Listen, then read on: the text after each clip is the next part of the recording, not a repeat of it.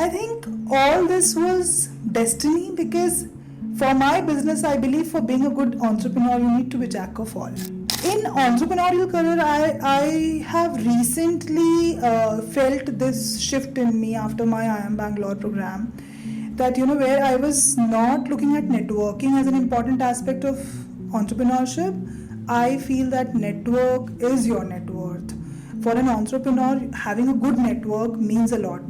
And somewhere I was after becoming a businessman, I felt कि कहीं ना कहीं थोड़ा सा रिलैक्स होना पड़ेगा. You can't be वो कि यार इसको तो मैंने 8 बजे बुलाई, 8 बजे कैसे नहीं आए, या इसको मैंने 10 मिनट का टाइम दिया, इसने 10 मिनट में काम कैसे करके नहीं दिया, मुझे दे दो, I'll do it because I'll do it faster. Or why this comma is not there.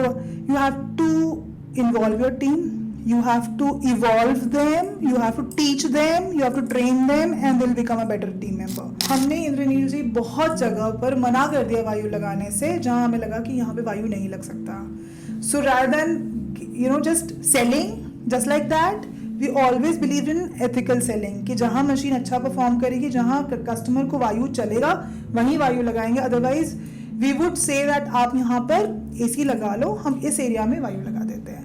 So we believe in giving the right consultancy for air quality management rather than only pitching Vayu everywhere and selling and just coming out and not giving services, not performing. Do not run for valuations because valuation is nothing but a number game, a gimmick, which is not actual, which is all like a like a movie which is there on the screen, which is looking very good, glamorous, beautiful pictures. So people come to me and say, why don't you go to XYZ show which is so good, people go there and pitch and they get fun. I said, I am not going to a show where somebody talks negative about my brand and I get agitated. I am not going to go there to show my margins to the world ki itna mera cost hai, ye mera margin hai. I am not going to do that.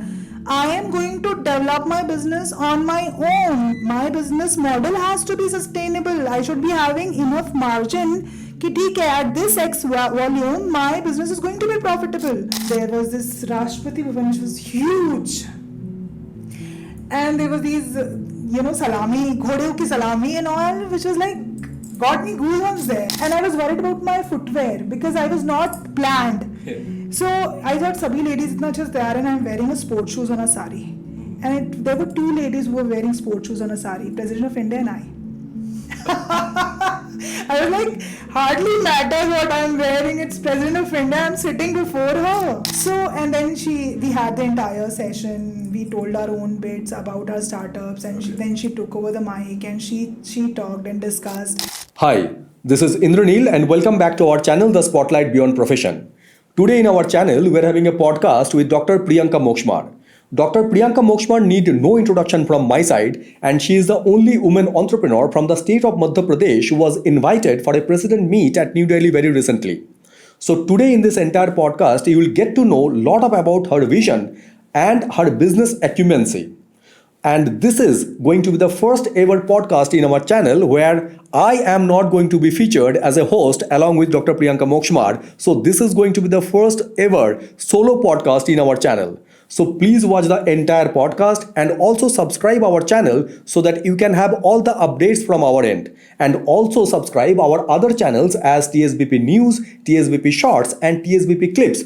Because in our TSBP Clips, we put shorts of this entire long format of podcast so that you can have entire idea in very short period of time. So please watch the entire podcast with Dr. Priyanka Mokshmar.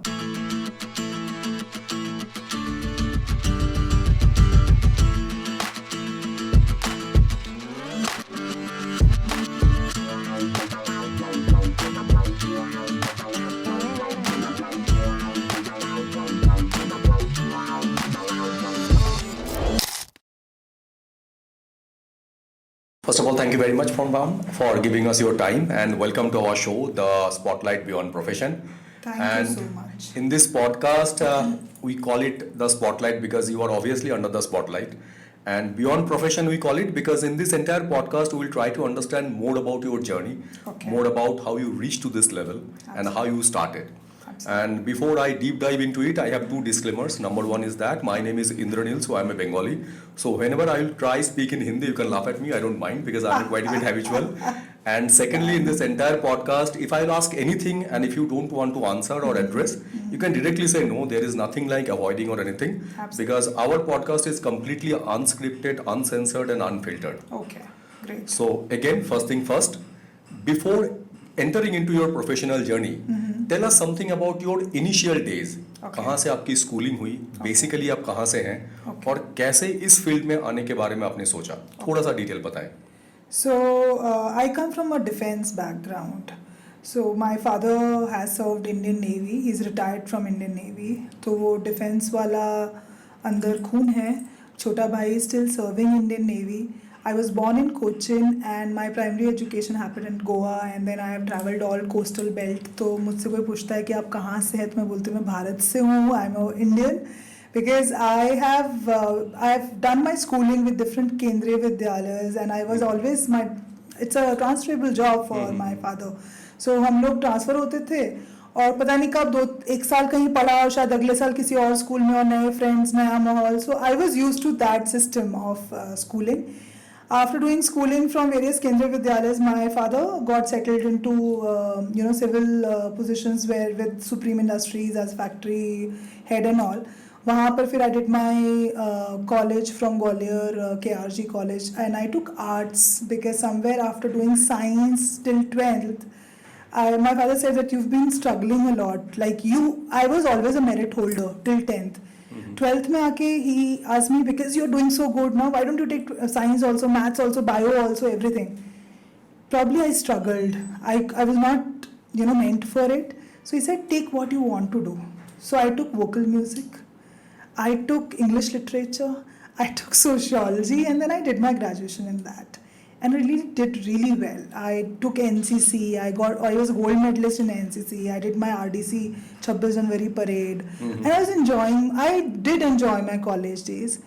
And then I did my MBA. I think all this was destiny because for my business, I believe for being a good entrepreneur, you need to be jack of all. Yes, true. So that naturally happened with me. So this is my background and this is where I come from. And your college was happening with Gwalior city. Yeah, it was in Gwalior. So at that time my father was posted at Gwalior. So I did my 3 years of graduation from KRG College, Gwalior. So you are quite a bit habitual with the state of Madhya Pradesh. Yeah. So yes, you can say because since I have been married since long and I am in Indore. अब तो मैं पूरा पक्का इंदौरी हूँ. और मुझे ये लगता है कि पूरे देश में मैं इतना ट्रैवल की हूँ, अभी भी करती हूँ काम की वजह से. इंदौर से अच्छा शहर नहीं है. मतलब लोग यहाँ जीते हैं, लोग यहाँ टाइम को सही तरीके से क्वालिटी यूटिलाइजेशन करते हैं, खाने में बिलीव करते हैं, फेस्टिवल सेलिब्रेट करते हैं. आई थिंक लाइफ यही है, सेलिब्रेशंस. सो ये जो नेवी के जो बैकग्राउंड है, ऐसे कहा जाता है कि जो डिफेंस के जो बैकग्राउंड्स होते हैं, they are very much open and they are more into exposing with the different kind of backgrounds, different kind of friend circles. वो एक openness लेके आते हैं. So do you feel that it helps when you are entering into that entrepreneurship journey because there is a complete paradigm shift? You are talking to the unknown people and you need to analyze them, you need to identify who is right, who is wrong, and then you need to position yourself accordingly because first of all it is something like you and your concept and then comes the product and the brand, then the company. Absolutely. So what was that shift and how it helped you in your present field?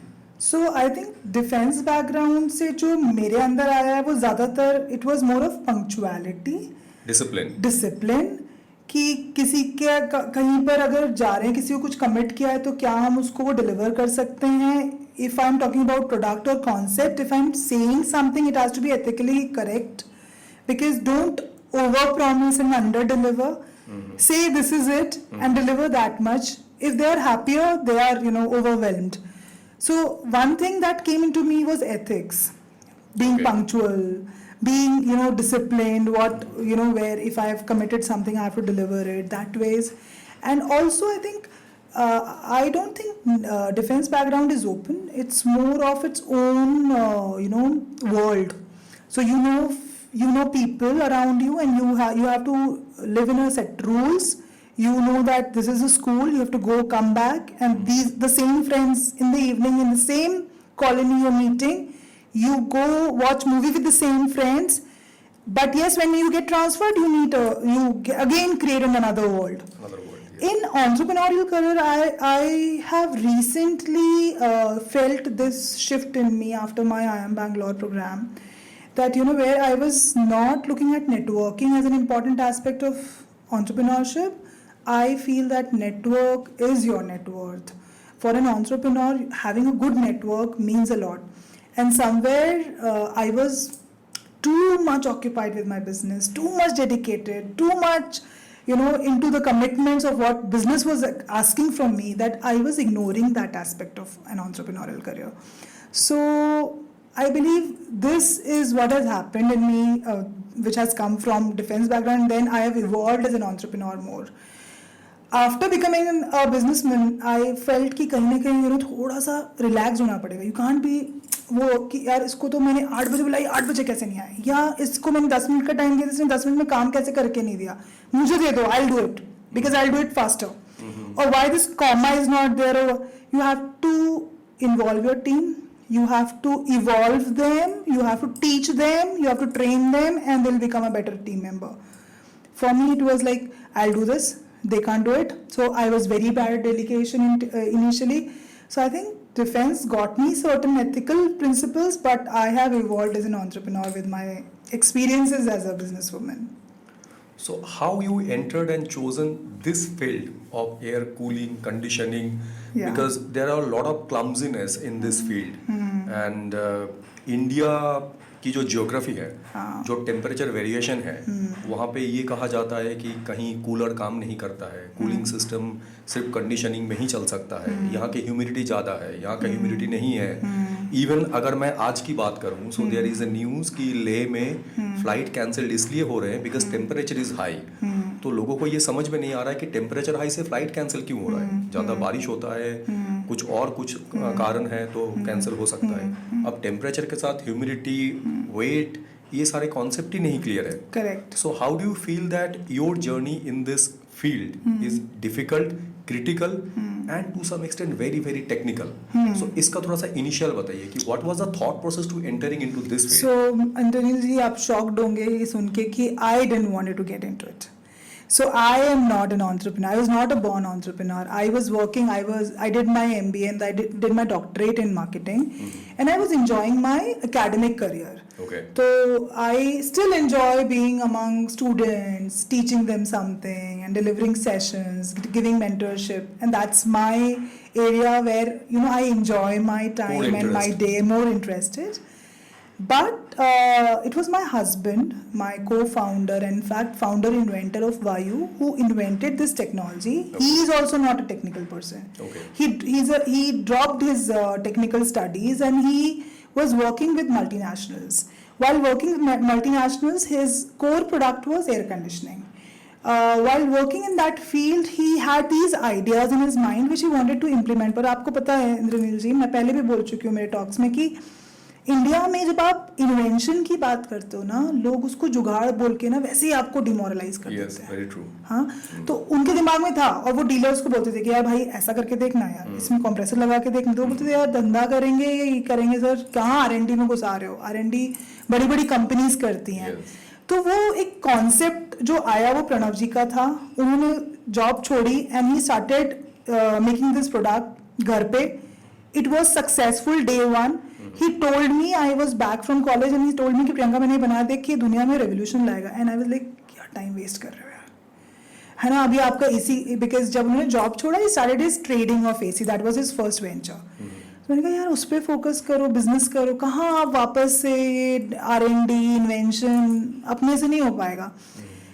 But when third party validated it कि यार ये तो बहुत अच्छा product and it is giving such a good temperature, और तुम लोग patent कराओ नहीं तो मैं करवाता हूँ, तुमको को ऑथर बना दूंगा. तब मुझे वो ऑथर को ऑथर बीइंग एकेडमिशियन समझ में आया. मैंने गड़बड़ हो जाएगी, अब कुछ बना लिया प्रणव ने, let me get into this. So he said कि see once it got published, although IP लेना उस टाइम पे बहुत टफ था. वे बैक 2008 IP इंडिया में बहुत वीक था. बट जब उसको किसी भी तरीके से हमने पब्लिश कराया 2013, Pranav said, you know, I want you to be part of this company. I said no, I am loving my journey. Salary आती है हर महीने, उसको खर्चा करने की प्लानिंग करते हो. मुझे नहीं घुसना है बिजनेस में, तुम कर ही रहे हो. I don't want to get into unstable thing.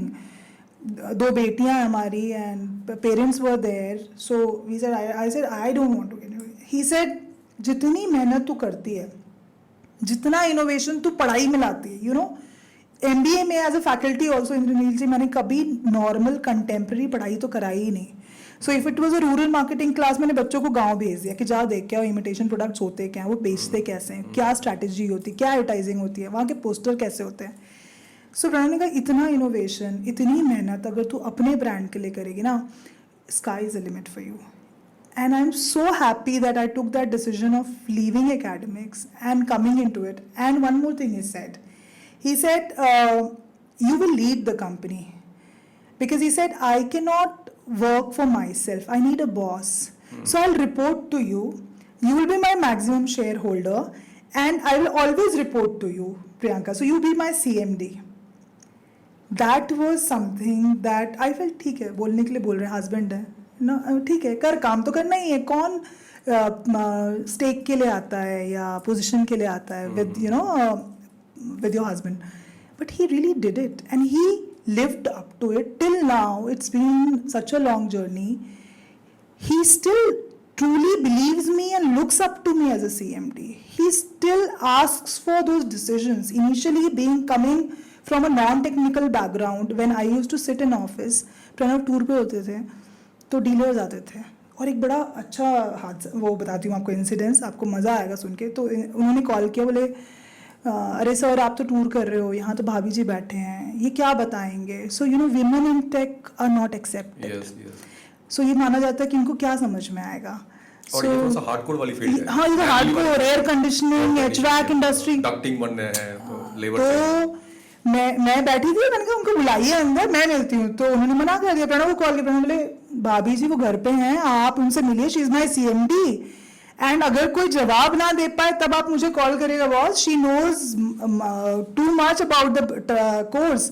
In fact इस टॉपिक पे जब मुझे ऐसे क्वेश्चंस मिले ना, और जब मैंने देखा कि डक्टिंग कैलकुलेशन और ये सब में टेक्निकल लोग इन्वॉल्व है, I start taking engineering classes. मैंने 15 दिन के कोर्सेज किए. सुबह मैं ऑफिस में काम करती थी, शाम को मैं घर पे बैठ के I used to take these ducting classes, courses, so that I know the technicalities, ताकि कल को जब मेरे पास 10 की टीम हो, मैं उनको बताऊं कि इसको ऐसे किया जाता है, this is a formula used. So वो 12वीं तक का साइंस काम आ गया. So I had that aptitude. Till today, Indranil ji, मुझे लगता है upskilling is something which I always love to do. और मुझे लगता है अगर कोई एक ऐसा डोमेन है जो मुझे नहीं समझ में आ रहा, मैं पढ़ाई कर लूंगी उसकी. I'll take that diploma, I'll take that degree, but nobody should question my ability कि यार इसको ये समझ में नहीं आता. So that becomes a challenge for me. So मैं अपने आप को ओवर स्ट्रेच कर लूंगी, मैं संडेज पढ़ाई कर लूंगी, दिन भर सिस्टम के सामने बैठ जाऊंगी. I recently took an IMB course to upgrade my leadership skills. So I believe in that. So मैंने अपने आप को प्रूव किया टेक्निकल्स फील्ड में. और मुझे लगता है हर वो लेडी जिस पे क्वेश्चन मार्क लगता है, if you prove yourself, चाहे वो फाइनेंशियल सेक्टर हो, चाहे वो टेक्निकल सेक्टर हो, if you are able to answer those technical questions, आप अपने आप को प्रूव करते हो, फिर लोग क्वेश्चन मार्क नहीं लगाते, फिर दे एक्सेप्ट यू. सो वो मैंने किया. That struggle I have seen and I have proven my self by understanding and learning theories. Okay, so this air conditioning और एयर कूलिंग, जी, थोड़ा सा हमारे व्यूअर्स के अंडरस्टैंडिंग के लिए बताइए. What is the difference and why your company, your brand is a patented product and what is that technology means? Okay, so basically Vayu is a product that falls between air cooler, conventional air cooler, yes, and air conditioners. तो अभी तक जो लोगों के पास में option था, चाहे वो बिजनेस इंडस्ट्री फील्ड हो, B2B हो, B2C हो, 2 ही थे. या तो आप एयर कूलर लगाओ जो एक सिंपल फंडामेंटल पे काम करते हैं, इवेपोरेशन साइकिल पे काम करते हैं. पानी पैड पे गिरता है, गर्म हवा टकराती है, इवेपोरेशन होती है, वो हवा ठंडी होती है, मैक्सिमम 3 डिग्री 4 डिग्री एम्बिएंट यानी बाहर की हवा.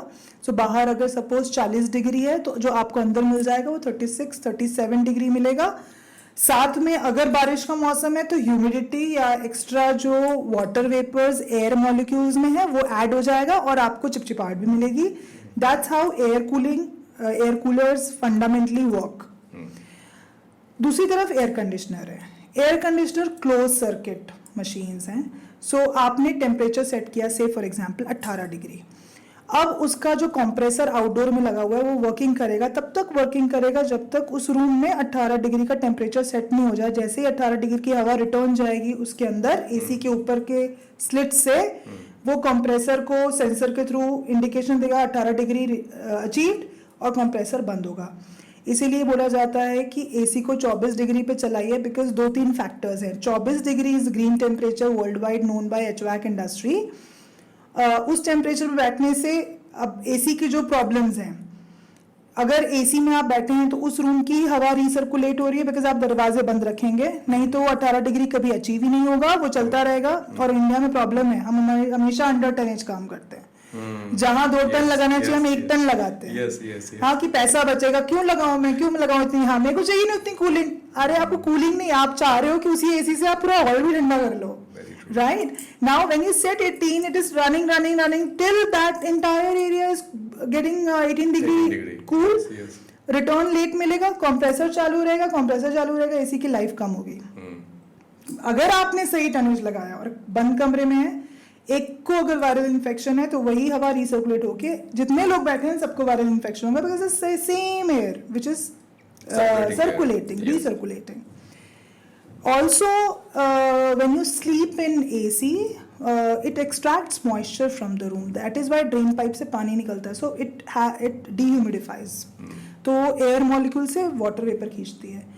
बारिश के मौसम में काफ़ी हवा में मॉलिक्यूल्स होती हैं, एयर मॉलिक्यूल्स. तो अब तो ठीक है वो खींच रही है, बट एक लेवल के बाद जब आप क्लोज सर्किट में हो पूरा मॉइस्चर खत्म होता है, आपकी बॉडी से भी वो मॉइस्चर एक्सट्रैक्ट करती है जिसकी वजह से अर्थराइटिस इश्यूज होते हैं. सो एसी इसीलिए कोविड में बोल दिया गया था कि डोंट यूज. व्हाई? बिकॉज एक को अगर हुआ इन्फेक्शन सबको हो जाएगा. And eight that time world needed fresh air systems. Vayu is a product that is between cooler and AC. So the customer now has an option where they can have fresh air cooling. So Vayu is a fresh air machine. It does not work in closed circuit. It needs complete exhaust and inlet system into a room that needs to be cooled. तो एक तरफ से हवा आती है, दूसरी तरफ से वो हम बाहर एग्जॉस्ट भी करते हैं. So recirculation का फैक्टर नहीं है. There is always a fresh air circulation inside the room with temperature difference which coolers could not give. तो बाहर अगर 40 है हम 20 डिग्री तक का डेल्टा देते हैं, बट जो हम साल भर क्लेम करते हैं बिकॉज इंडियन कंडीशंस, बाहर कंडीशंस चेंज होती है. जैसा आपने बोला लेह में कभी हाई टेम्परेचर है, ह्यूमिडिटी लो है, कभी कहीं ह्यूमिडिटी हाई है, टेम्परेचर लो है, कहीं हाई टेम्परेचर हाई ह्यूमिडिटी है, कहीं हाई टेम्परेचर लो ह्यूमिडिटी है. डिफरेंट एम्बिएंट कंडीशंस में अगर आपको 24 से 26 डिग्री का ग्रीन टेम्परेचर चाहिए जो आपकी बॉडी के लिए अच्छा है, फ्रेश एयर के साथ चाहिए, with right kind of humidity content के साथ चाहिए, क्योंकि fresh air is the best condition for your body, right? That is delivered by वायु. Also, if you want to cool a particular area and if you compare it with the similar tonnage of AC, Vayu saves 80% on energy consumption. So अगर आपने suppose 1000 square feet में 10 ton का AC लगाया है, it will consume 10,000 watt per hour. Vayu consumes only 1650 watts per hour. So you save around 80 to 84% on energy cost, which is the need of hour. जब हम carbon footprints की बात करते हैं, how much coal are you burning to do whatever production that you are doing, CO2 emission. वहाँ पर आजकल सारी industries they are shifting to Vayu because they want that comfort cooling also and they want to save on energy cost also because they want to bring down their carbon emission levels. So Vayu is contributing in all these ways. Also Vayu has compressor inside it. In any compressor like technology, चाहे आप refrigerator देख लो, चाहे आप AC देख लो, outdoor से AC के हीट एमिशन होता है बिकॉज अंदर ठंडा करने के लिए हीट एमिशन होगा. फ्रिज के भी अगर अंदर कूलिंग है तो उसके बाहर पीछे से हीट एमिशन होगा.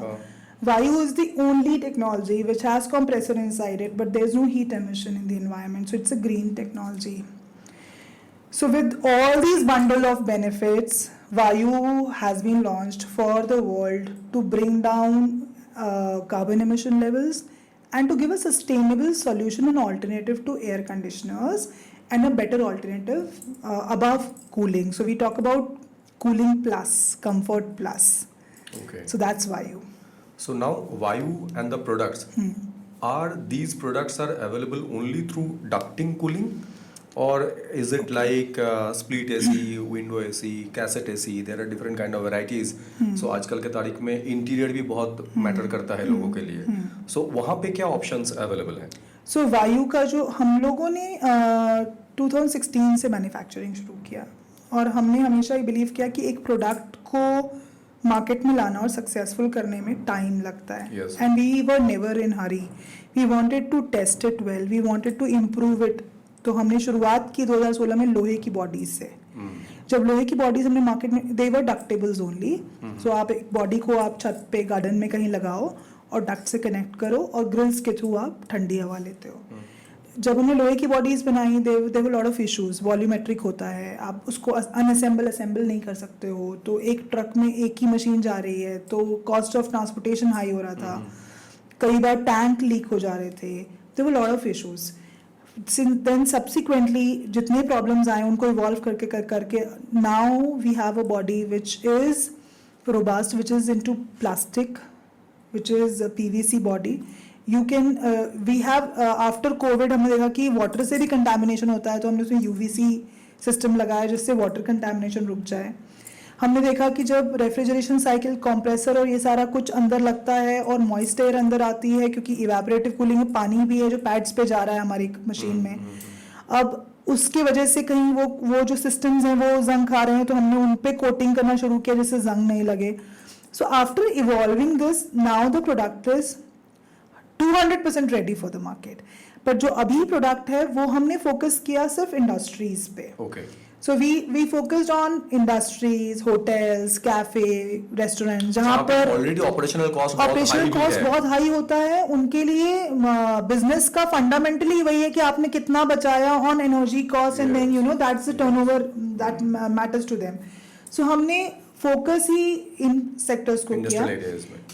रिटेल का जो एक सेक्टर है और जो सेगमेंट है ये अपने आप में मुझे लगता है बहुत डिमांडिंग है और चैलेंजिंग है. We did test marketing. So हमने लास्ट ईयर भी हमारा 2 टन का एक मशीन निकाला. अच्छा. Customer wanted, but customer wanted across India. India जैसा आपने बोला जोग्राफिकली इतना वेरिड है और वायु के साथ में पैरामीटर सेट है. You can not keep it inside the room. अब आप रिटेल क्लाइंट को जब तक आपकी टीम बड़ी नहीं है या एजुकेट नहीं कर दें कि वायु यूज कैसे होना है, वायु को बाहर ही रखना है. आप इसको रूम के अंदर नहीं लाएंगे. आप इसको बाहर रखने के बाद ये नहीं कर सकते यहाँ से ही लाया और वहाँ शिफ्ट कर दिया because it has refrigeration cycle inside it. So it needs to be fixed at a particular place. Also it is not a simple arithmetic कि किसी भी कूलर में वायु का सिस्टम फिट किया वो चलेगा. उसमें वॉल्यूम, उसके डायमेंशंस, इंटरनल क्रॉस सेक्शन भी रोल प्ले करता है. तो हमारी बॉडीज में 4 तरफ से सक्शन चाहिए हमको. सो हमने वो सारा टेस्टिंग करके और ये सोचा कि जब तक हमारा डिस्ट्रीब्यूशन चैनल हम सेट नहीं कर दें जहाँ पर हमारे पास डिस्ट्रीब्यूटर हो, होलसेलर हो, रिटेलर हो पूरे इंडिया में. क्योंकि जब आप सिर्फ इंदौर में बेचने की बात करते हो, हमने ऐसे बहुत क्लाइंट्स की जिद पे उनको कोलकाता भी मशीन भेजी है कि मैं लूंगा bearing, I bear the transportation का, you give it to me. So giving is okay. You have to give service also. Yes.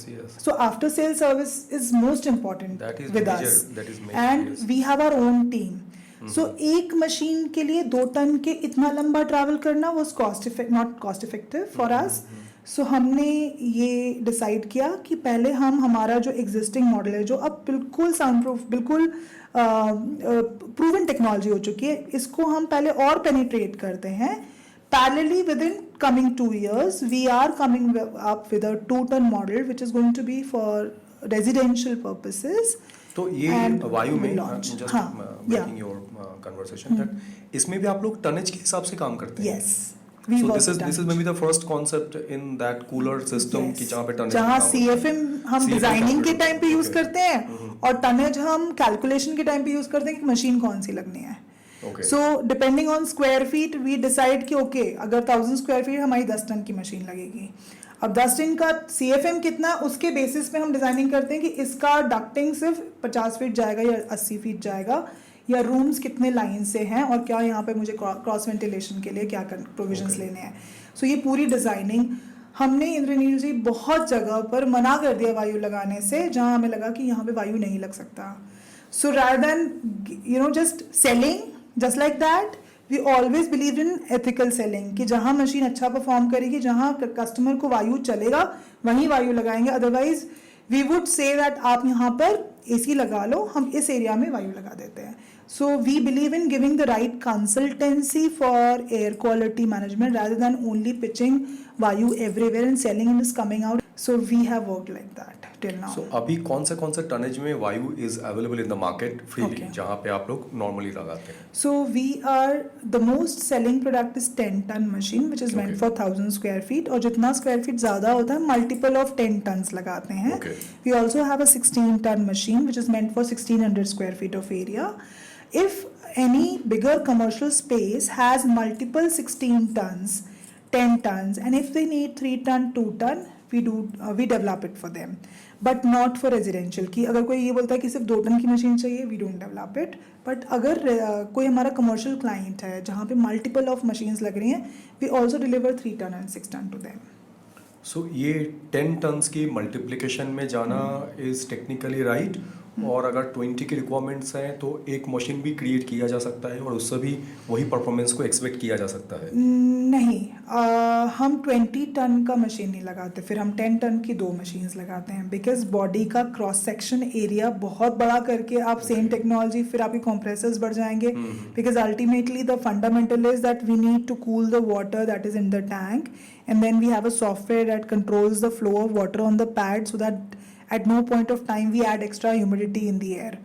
So हम लोग हमने हमारे जो बॉडीज की कैलकुलेशन है वो बहुत फिक्स है कि इससे बड़ी बॉडी नहीं होगी, तो अगर इससे बड़ी बॉडी नहीं होगी तो इतने ही RAC साइकिल्स लगेंगे, रेफ्रिजरेशन साइकिल्स लगेंगे, उसमें पानी एक एक्स अमाउंट ही होगा, उससे ज़्यादा नहीं होगा. तो अगर हमने बड़ी बॉडीज ले ली और पानी ज़्यादा ले लिया, उन मॉडल्स पे प्रणव जी काम कर रहे हैं जो बड़े एरियाज के लिए होंगे, वो उनकी बॉडी भी अलग होगी और उनका पूरा जो इंटरनल स्ट्रक्चर होगा वो भी अलग होगा. So we started with 1 patent. Pranav has now around 6 patents which is into HVAC industry. He also has a product which will be coming in near future once वायु का ये AHU set हो जाए. So after this AHU we have another patented technology which is into one time water filling. So एक बार जिंदगी में उस machine में पानी लगेगा and it will also bring the temperature down. It will also create some drinkable water.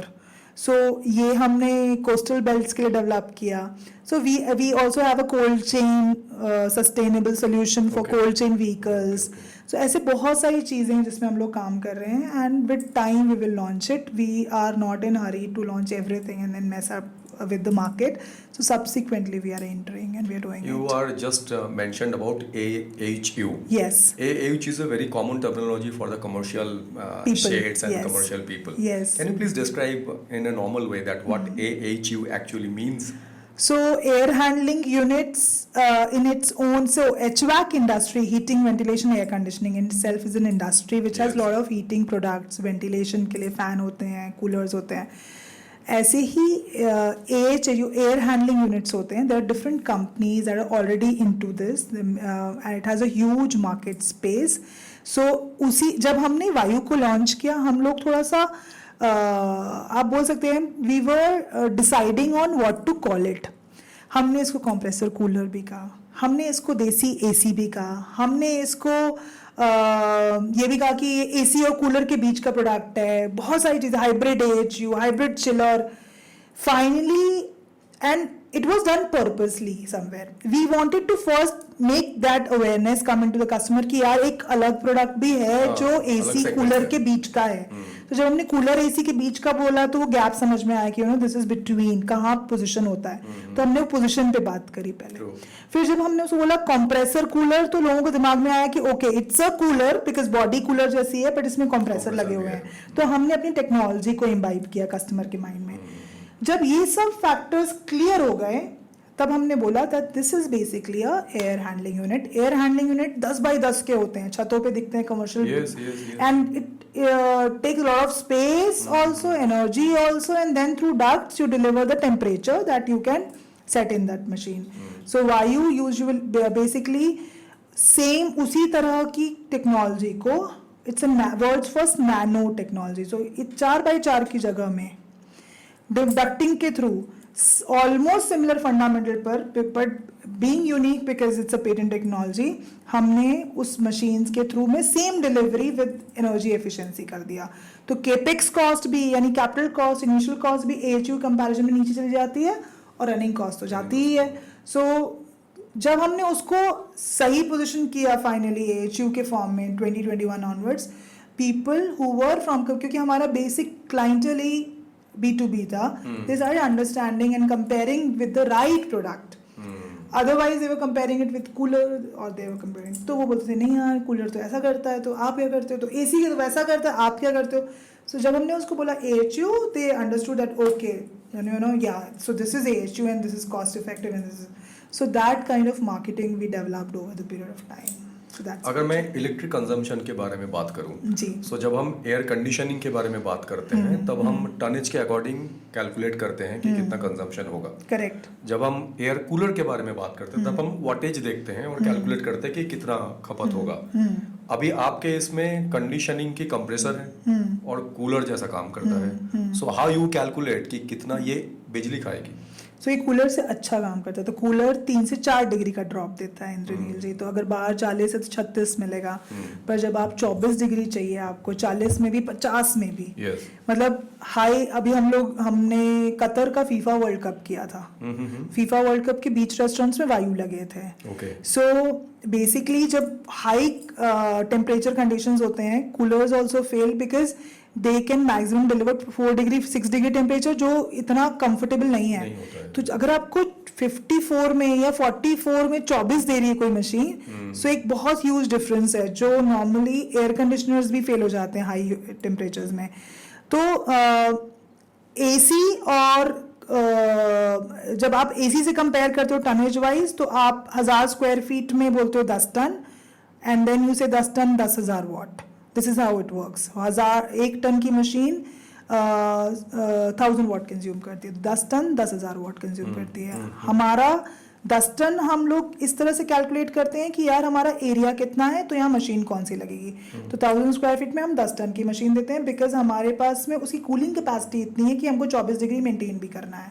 पर जब आप पावर कंजम्पशन की बात करते हो, तो हमने उसमें जो कंप्रेसर्स लगाए हैं उसका काम हवा को ठंडा करना नहीं है, जो AC में होता है. AC में ट्यूब्स में गैस चलती है जो गर्म हवा से टकरा के ठंडा करके एंड डिलीवर करती है. इसमें गैस ट्यूब्स में नहीं चल रही है, it's the fresh air that is coming inside. So बाहर की टेम्परेचर को ड्रॉप करना है, तो कितना ड्रॉप करना है, सिर्फ 24 डिग्री करना है. मुझे 18 डिग्री की हवा नहीं देनी है, because 18 degree is not green. That is not the target. That's not a target. So I want to give you comfort cooling, but I want to give you comfort plus. So it should be better than cooler. So I want to deliver delta 20 temperature difference. For delta 20, I am only consuming 1650 for my 10 ton 1000 square feet. So that's the calculation. And how I do it by giving the right CFM inside the room. So I design the ducting accordingly so that आपकी grill से आपको वो CFM मिले उस जगह पर. तो अगर आपके बॉडी पर ठंडी हवा टच करेगी, you will be comfortable. That's the fundamental on which Vayu is working. Air cooling और कंडीशनिंग में एक और डिफरेंसेस देखा जाता है आमतौर पे. I am talking just like a layman, जहाँ पे साउंड एक फैक्टर है. Yes. कितनी आवाज करती है, कितनी नॉइज है, कितना डिस्टरबेंस है. How you manage and handle in वायु. उसके लिए मैं आपको ना इनवाइट करती हूँ, आप एक्सपीरियंस होना हो वायु के, एंड यू फील वायु. सो हम लोग क्या करते हैं बेसिकली, एयर कूलर का जो प्रॉब्लम है वो ये है कि वो एक, क्योंकि उसकी हवा 36 डिग्री या 32 डिग्री, अगर बाहर 40 है तो डेल्टा बहुत कम है, उसका डिफरेंस बहुत कम है. तो आपको पूरे टाइम हाई CFM चाहिए, तो आपको बहुत सारी हवा डालनी है रूम में. So CFM is basically volume of air, right, with what speed the air is travelling. So there you need to have high CFM machine. AC में हवा आवाज़ नहीं आती है एयर की. वाई? बिकॉज वो एक क्लोज सर्किट चल रही है, उसने ठंडा किया, हवा को ही ठंडा कर रहा है, और हवा को ठंडा करने के बाद में आपको आसपास टेम्परेचर डाउन लग रहा है। वायु में टेम्परेचर डाउन हो गया एक बार, उसके बाद आप उसकी CFM को रिड्यूस कर सकते हो। सो when you reduce the CFM, even if you sit at से जहाँ पर कि सिर्फ 2000 CFM ही आ रहा है, क्योंकि पूरा एम्बिएंट ठंडा है और क्रॉस वेंटिलेशन हो रहा है, you don't get that sound. So हम डिज़ाइनिंग ऐसा करते हैं कि आपको इनिशियली जब आप कहीं एंटर करें, एक बहुत अच्छा रेस्टोरेंट है इंदौर में उकाज, it's a roof top restaurant Geeta Bhawan square पे, उन्होंने वायु लगाया और मैंने उनसे जब इंटरव्यू किया, and I have this habit of going to my client and asking why did you buy Vayu, so he said I bought because जब आप 12 बजे आते हो ना यहाँ पर, लोग बोले यहाँ आते नहीं थे, ये सोचते कि यार रूफ टॉप है, दोपहर में क्यों जाएं, गर्मी लगेगी, तो बोले जब हम एंटर करते हैं ना मैम, तो ये इट्स लाइक अ भट्टी, and when we start Vayu, initially हम फुल CFM पे स्टार्ट करते हैं, इन 30 मिनट्स इतना कंफर्ट हो जाता है, क्योंकि खिड़कियाँ भी हैं, ग्लास है सब तरफ, सो हाई हीट लोड बहुत ज़्यादा है उस जगह का, तो उसका ऑटोमेटिकली क्रॉस वेंटिलेशन से और ठंडी हवा सब तक कंफर्ट कूलिंग है। Then we operated only on say 2000 CFM और 1000 CFM, तो ठंडा तो है ही, थोड़ा थोड़ा बस सर्कुलेशन होता रहे तो मेंटेन हो जाता है। So that's where we do our designing to cater that sound wala problem. Now coming to the marketing part, which is your forte. Okay, my God, I hope I'm able to answer it well. Presently, you are based at Indore. Yeah. Indore is catering the central India. Yes. And it is a part of the country जहाँ पे air conditioning के ज़्यादा air cooling system ज़्यादा accepted है और ज़्यादा देखा भी जाता है, because when I came to Indore city, मुझे तो पहली बार ही exposed हुआ था मैं air cooler system से. So अभी के जो distribution channel की मैं अगर बात करूँ, you have created and invented a patented product. Yeah. Patented product means itself it is the unique product. Absolutely. For the country. So now it is important that how it is reaching the right way to the consumers. That is very very important. Absolutely. Because आज के तारीख में 2024 में जब हम बात करते हैं तो there is an awareness. CO2 के बारे में लोग जानने की कोशिश कर रहे हैं, लोगों के बारे में लोगों को थोड़ा बहुत पता है राइट टेम्परेचर क्या है, किसमें कौन सा हेल्दी टेम्परेचर है, बहुत ज़्यादा AC यूज़ करना कितना हानिकारक हो सकता है. People are little bit getting that kind of awareness. So what is the strategy for Vayu to reach the right kind of consumers who actually understand the concept of it, because the acceptability get increased many fold जब आप right kind of customer को reach करते हैं. So what is the distribution model in Vayu? Yes. That how you are going to reach to the right kind of consumers. Yes. So till now, because we were developing the product also and we were testing it, we were only doing social media marketing, and that too I myself was selecting कि किसको ये ad पहुंचना चाहिए. Okay. तो psychography की मैं ऐसा select करती थी कि इंडस्ट्रियल बेल्ट में जाए तो जोग्राफी सिलेक्ट करना, then who should see it, so maybe because it is an AHU, so it has a cost to it. So my 10-ton machine is say 2.5 lakh. Not every retail customer would buy it. So somebody carrying an iPhone, traveling business class, having BMW luxury cars with them. So उस तरीके से मैंने market segmentation और targeting positioning खुद किया. मैंने मेरे customer को आइडेंटिफाई किया कि मेरा कस्टमर कौन है. सो मेरा कस्टमर बिजनेस क्लास है, तो बिजनेस क्लास के क्या लाइफस्टाइल स्ट्रैटेजीज होती हैं उसको देखते हुए मैंने अपनी मार्केटिंग स्ट्रैटेजी डेवलप करके मैंने सिर्फ सोशल मीडिया मार्केटिंग करी. I had my agencies always, but then this psychographic was done by me. So I knew my customer, and I always believe कि entrepreneur को अपना customer सबसे ज़्यादा अच्छे से मालूम होता है. You should not leave it to the marketer. So वो मैंने identify करके फिर जब वैसा किया तो जब मेरे पास leads आती हैं इंद्रनील जी, touchwood, they are 95-98% convertible. So they are all those clients who are looking for a green sustainable solution, जहाँ उनको energy cost matter करती है, जहाँ उनको comfort cooling चाहिए और जहाँ पर वो कार्बन फुटप्रिंट्स भी रिड्यूस कर सकें. सो बड़ी बड़ी इंडस्ट्रीज जिनके कार्बन के टारगेट्स होते हैं या जिनको कंफर्ट कूलिंग अपनी फैक्ट्रीज में करना है, या रेस्टो बार जहाँ पर स्मोक की अल्कोहल की खुशबू उनको नहीं चाहिए, उनको चाहिए कि वो बाहर निकल जाए और क्लाइंट आराम से बैठ सके फ्रेश एयर में, ऐसी सभी जगहों ने ऑटोमेटिकली हमको अप्रोच करना शुरू किया एंड वी रोल्ड ऑन. उसके बाद में second cheese I word of mouth referral. जब हमने नई टेक्नोलॉजी लगाई और उसने परफॉर्म किया, over it took 2 years, 3 years, 4 years to develop that. लेकिन फिर उन लोगों ने बोला कि यार अगर आपको कहीं लगाना है ना वायु लगाओ. सो ऑटोमेटिकली एक बंदा जो यहाँ से ट्रांसफर होकर दूसरी कंपनी में गया उसने भी फिर बोला कि यार अगर कुछ लगाना है तो वायु लगाओ. So that way. सो एक तरफ सोशल मीडिया चल रही है, दूसरी तरफ जो लोग यूज कर रहे थे कंज्यूमर्स, चाहे वो रेस्टोरेंट के बारटेंडर्स हों, चाहे वो हॉस्पिटल के स्टाफ हो, चाहे वो फैक्ट्रीज के लोग हो, चाहे वो स्कूल का टीम हो, जब उन लोगों ने देखा कोई एक प्रिंसिपल किसी स्कूल से निकल के दूसरे स्कूल में रहने गया, उसने देखा कि यार यहाँ का मेस का बहुत अच्छा कूलिंग है यार, यहाँ तो रसोई की खुशबू नहीं आती बाहर, क्योंकि डिजाइनिंग ऐसी की है कि रसोई से एग्जॉस्ट हो जाता है. So all that word of mouth are developing. So second was word of mouth and referral. तो यहाँ सोशल मीडिया कर रहे थे, यहाँ वर्ड ऑफ माउथ आने लग गया, तो फिर रिपीट क्लाइंट आने लग गया. Now, since the technology is foolproof with all the high tech, in fact अब हम लोग उसमें AI IoT भी ला रहे हैं. So अब हम लोगों ने सोचा कि now we can use this traditional HVAC SSD model. So now we are developing these channels जहाँ पर जो technical HVAC people हैं जो हमारी डिजाइनिंग फॉलो करेंगे, जो जानते हैं कि वायु को लगाना कैसे है, जो सर्विस दे पाए क्लाइंट को मेरे, ऐसे लोगों को अब हम लोग डिस्ट्रीब्यूशन मॉडल में अप्रोच कर रहे हैं. So now once they are there, we are there on we are showing our technology at exhibitions, because now everywhere we have our SSDs, sales and service dealers who are working for it. Okay. So exhibitions में showcase करना, technical conferences में paper present करना, so all that, these are the marketing channels used for my product, because that's where it stands, that's where my customer is. Once we enter into retail, yes, we will be going for mass media marketing also. But I thought mass media पे जब तक आप industrial में हो नहीं खर्चा करना चाहिए. So that's how I have planned my marketing till now. So ये डिस्ट्रीब्यूशन वाला चैनल अभी आपका शुरू हो गया है? Yes, we have already So now my again element question that जब आप डायरेक्ट कस्टमर को डील करते हैं तब जिस कॉस्ट में आप डील कर सकते हैं या जो मार्जिन आप एक्सपेक्ट कर सकते हैं फॉर द कंपनी, जब आप चैनल क्रिएट करते हैं, डिस्ट्रीब्यूशन चैनल क्रिएट करते हैं, उनका कमीशन अलग होते हैं, उनके टीम हैंडलिंग के चार्जेस अलग होते हैं. So don't you feel that the margin to the company will get reduced, or you need to increase the retail price for that? No, Indraneelji, I always believe, and me and Pranav always believe that see, if the volumes increases, if SSDs are there, the volume increases. When volume increases, your backward integration, your costing decreases. So we can always compromise on margins if the volumes are increasing. So because it gives higher turnovers.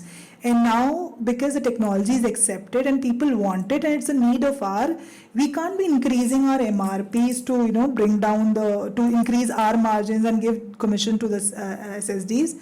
We have worked out a price where SSD can get commission, still the product costs same to the client, and we sell more rather than increasing price and earning higher profits. So that's how we are working right now. So you first शुरुआत आपकी हुई थी 2020 में. 2015 में हमने company incorporate की, 16 से manufacturing किया. I'm asking about that studio part. हाँ. जब आपने एक्सपीरियंस जोन 2020 में बिकॉज जब कोई आके फील करता है उसका एक्सपीरियंस अलग होता है, Absolutely. एक्सेप्टेबिलिटी अलग होता है. Absolutely. सो 2020 से लेके अगर मैं 23 की एंड तक की बात करूं, 2024 is completely different paradigm completely. 100%. So 23 and तक की अगर मैं बात करूं, ये 3 साल का आपका जो concept of having a patented product and positioning it in a different aspect, how tough it was and how easy it was for you, because you are the inventor of it. Yes, so initially it was tough because जो scientist होते हैं ना, जो physicist होते हैं, जो engineers होते हैं, मुझे लगता है हम जब बहुत ज़्यादा थ्योरी पढ़ लेते हैं ना तो हम ऐसे हो जाते हैं. तो हमको ना लेफ्ट राइट समझ में नहीं आता. तो जब योर स्टोरी ने हमारी स्टोरी पब्लिश किया था कि innovative product which is going to bring revolution, जो उसके नीचे कमेंट्स आए थे वैसे आए थे, not possible, and they were all physics के प्रोफेसर या कोई साइंटिस्ट कहीं का. This man is cheating, this is not a correct product, this kind of concept. And we used to only write, so please come, see the technology, validate it. Please come, feel the technology, and you will find that we are not lying. It's true. And it's deliverable. You have to come and feel it. तो initially हमने वो भी face किया, और जब बड़े बड़े consultants आने लग गए और देखने लगे, they were like, oh my God, it's real. Okay, so this is the principle which is working on. Okay, wow, you've created miracle. सो मुझे लगता है कि हमने बजाय इसके कि हम सबसे लड़े और बोले कि नहीं यार आप गलत बोल रहे हो हम सही हैं, हमने कहा ठीक है हम बस डिलीवर करते हैं, हम चुपचाप काम करते हैं, हम कोई शूशा नहीं करेंगे, हम ये नहीं बोलेंगे हमारी कंपनी बड़ी हो गई है, हमारा ये वैल्यूएशन है, no, not like other startups. We kept on working and delivering product and performing. और जब हमने परफॉर्म किया और कंपनीज को बेनिफिट्स मिले, कंपनी ने बात करना शुरू किया कि यार हमने लगाया तुम भी लगाओ, या हमारे पास और लगाओ क्योंकि हमारा ये बड़ा एरिया है। सो जब ये सब बड़े बड़े ब्रांड्स बोलने लगे, ऑटोमेटिकली सबने एक्सेप्ट करना शुरू कर दिया। सो वो स्ट्रगल तो है ही, आप नई टेक्नोलॉजी को जब लॉन्च करते हो, हमने 2020 में एक्सपीरियंस जोन बनाया और लॉकडाउन लग गया। Purpose of experience zone was कि कस्टमर फील करे किसी तरीके से। हमने 2020, क्योंकि गर्मी ही मेन पीक सीजन होता था हमारे लिए, क्योंकि हम तब हम लोग गर्मी में ही मेजर प्रोजेक्ट्स कर पाते थे, तब हम लोग ग्रो कर रहे थे और हाँ टेम्परेचर डिफरेंस भी दिखा सकते थे। और मेजर लॉकडाउन ही गर्मी में लगे 2021 में, राइट। 2021 में हमारे पास में एक अपॉर्चुनिटी आई जहाँ राधा स्वामी में सत्संग में कोविड सेंटर टेम्पररी हॉस्पिटल बना था for initial pre symptomatic patients. तो हमारे पास में कलेक्टर सर ने कहा कि 3 दिन का टाइम है, हॉस्पिटल का स्ट्रक्चर रेडी है, आप वायु लगा दो क्योंकि फ्रेश एयर बेस्ड मशीन चाहिए लेकिन टेम्परेचर डिफरेंस भी चाहिए। सत्संग का जो हॉल है वो पूरा ऊपर से टिन का है, सो बहुत ज़्यादा हीट लोड था, सब तरफ से खुला हुआ था। तो हमने कहा आप सबसे पहले तो जितना बाहर से टेंट से क्लोज कर सकते हैं कर दीजिए, हम हमारे जो गैप्स होंगे उससे उसका एग्जॉस्ट कर देंगे। बट 3 दिन was a short time and Pranav was travelling at that time. So when he called me, Pranav said आप जो अंदर डिसीजन लेंगे we will stand by you. I went inside and he said you have to do it Priyanka. एक machine को लगाने में वायु के हमको 15 से 20 दिन कम से कम डक्टिंग में लगता है, because ducting is a third party thing, लोहे की डक्ट्स बनती हैं और फिर वो लगती हैं। और उन्होंने कहा 3 दिन है, अगर आपने डिले किया ना प्रियंका, कोविड पेशेंट को कुछ हुआ ना, you are responsible. I was like my God what is this, what am I supposed to do. I don't know why I said अभी मुझे नहीं मालूम मुझे क्या करना है सर, मैं 2 साल से बैठी हूँ और मेरे पास मशीन्स रखी हैं स्टॉक में और मुझे अभी ना मुझे नहीं। He also said that we may pay you over the period of time because अभी ये टफ टाइम है, अभी तो आपको सपोर्ट करना है। I said we are doing it, I don't know how but we are doing it. और मुझे लगता है कहीं ना कहीं जब आप जिद ठान लेते हो ना कि मुझे करना है तो automatically every force starts helping you. हमने 3 दिन में हमें वो डक्टिंग करना था। प्रणव केम, ही सेड ओके। हमने फैक्ट्री वहीं खड़ी की, हमने असेंबली वहीं शुरू किया, पूरी टीम वहीं आई, मास्क पहन के, इट बिकेम अ स्टोरी। और फिर प्रणव ने कहा डक्ट कैसे बनाएंगे, तो उन्होंने कहा एक पीपी की डक्ट लाओ, तो जो बोरा मटेरियल होता है। So he got it stitched, he said calculate Priyanka, so I do the calculation part, कितना सर्कल होना चाहिए, हमने वो डाया निकाला, हमने सर्कल्स बनाए और हमने पहला डक्ट लगाया। It worked so well, it clicked. फिर हमने वही पीपी की डक्ट्स बुलाई, हमने मशीन के माउथ से लगाया और पूरे हॉल में पीपी की डक्ट्स थी, इट वाज परफॉर्मिंग एक्सीलेंट। वहां से जो वायु को मार्केटिंग मिली। So tough time because we took that guts कि हमको करना है, मास्क पहन के 3 दिन हम लोग खड़े रहे वहां पर। It actually gave us such a good word of mouth कि यार अगर भरी गर्मी में ऐसी कोई मशीन है जो ठंडा कर सकती है तो इट इज वायु। सो हमने जो बाद के डक्ट्स बनाए से वायु प्रिंट करके, क्योंकि अंदर वायु वही दिख रहा था डक्ट और लोग लेटे हुए थे सैकड़ों की संख्या में। So that became word of mouth for us. So फिर उससे जो रोलिंग आना शुरू हुआ, there was no looking back, touch wood, and anyways machine was performing. So पुराने कस्टमर्स भी वापस रिपीट आने लगे and it started rolling into us. अभी आपकी जो कंपनी है इट कम्स अंडर स्टार्टअप्स और एंटरप्रेन्योरशिप की जर्नी है आपकी, and it is really looking very promising and very positive looking at you, the passion you have for the product, because the industry you belong, the industry you represent, it's a very manly industry. Absolutely it is. And there are a lot of labor involved, Yes. because ducting involved, Yes. heavy weights है, transportation है, so ऐसा कहा जाता है कि ये बहुत manly industry है. You are dealing it fantastically. Presently, if I talk about 2024, अभी ना एक सेग्रीगेशन मुझे मार्केट में दिखता है about women entrepreneurship. If you are entrepreneur, you are an entrepreneur. Absolutely. आप वुमेन एंटरप्रेन्योर को सेग्रीगेट करके आप उसको क्या डिफाइन करना चाहते हो कि आपको कॉस्मेटिक्स बनाना चाहिए या कुछ और ऐसा काम करना चाहिए जो बाकी लोग नहीं करना चाहते. At the same time we are talking about equality. At the same time we are talking about that reservation, Correct. women reservation. Correct. So my point and question to you is that how you look at women entrepreneurship as a segregation in the entrepreneurship journey in this era of 2024 in our country like India. So Indraneel ji, because I come from a background जहाँ पर कि defence में ना मतलब yes there are men who are working because it's a job where But Navy में आज भी है शायद. पर अब डिफेंस विमेन भी लेने लग गई है. मेरे घर में personally my father brought me up in a way कि you know I was doing all the बाहर का काम. So you know go to post office get this done, go to bank get this done, you have to do this, you have to become an IAS officer, you should do, even if you don't get married, I'm okay with it, you know, be something else, don't be like a temporary, you know, contemporary women, don't behave like that. So मैं वैसी बड़ी हुई थी, तो मेरे दिमाग में वो जेंडर इक्वालिटी वाले और वो सारे मेरे को बायस समझ में नहीं आता था. and और मुझे touch wood I never felt even after getting married like Pranav is somebody who believes कि प्रियंका दुनिया का कोई भी काम कर सकती है.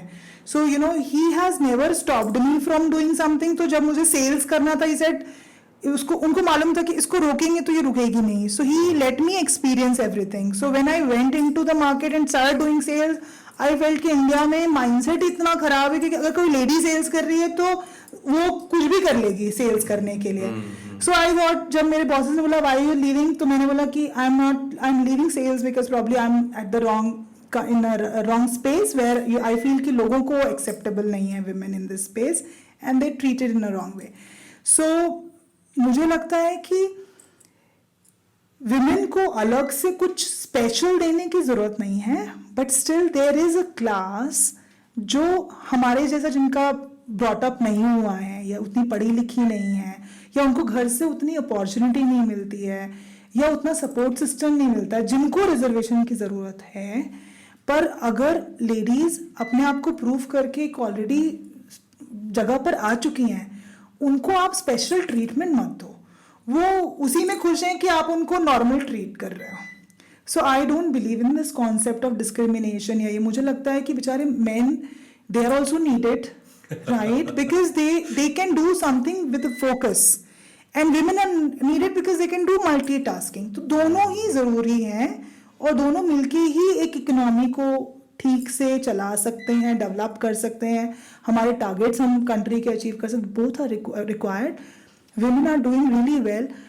STEM में कम थी, अब जहाँ जहाँ कम थी वो फोकस एरिया सामने आए कि यार इसमें बढ़ाओ, इसमें पढ़ाई ज़्यादा करवाओ, बिकॉज मैथ्स में इंजीनियरिंग में लड़कियां हैं ही नहीं.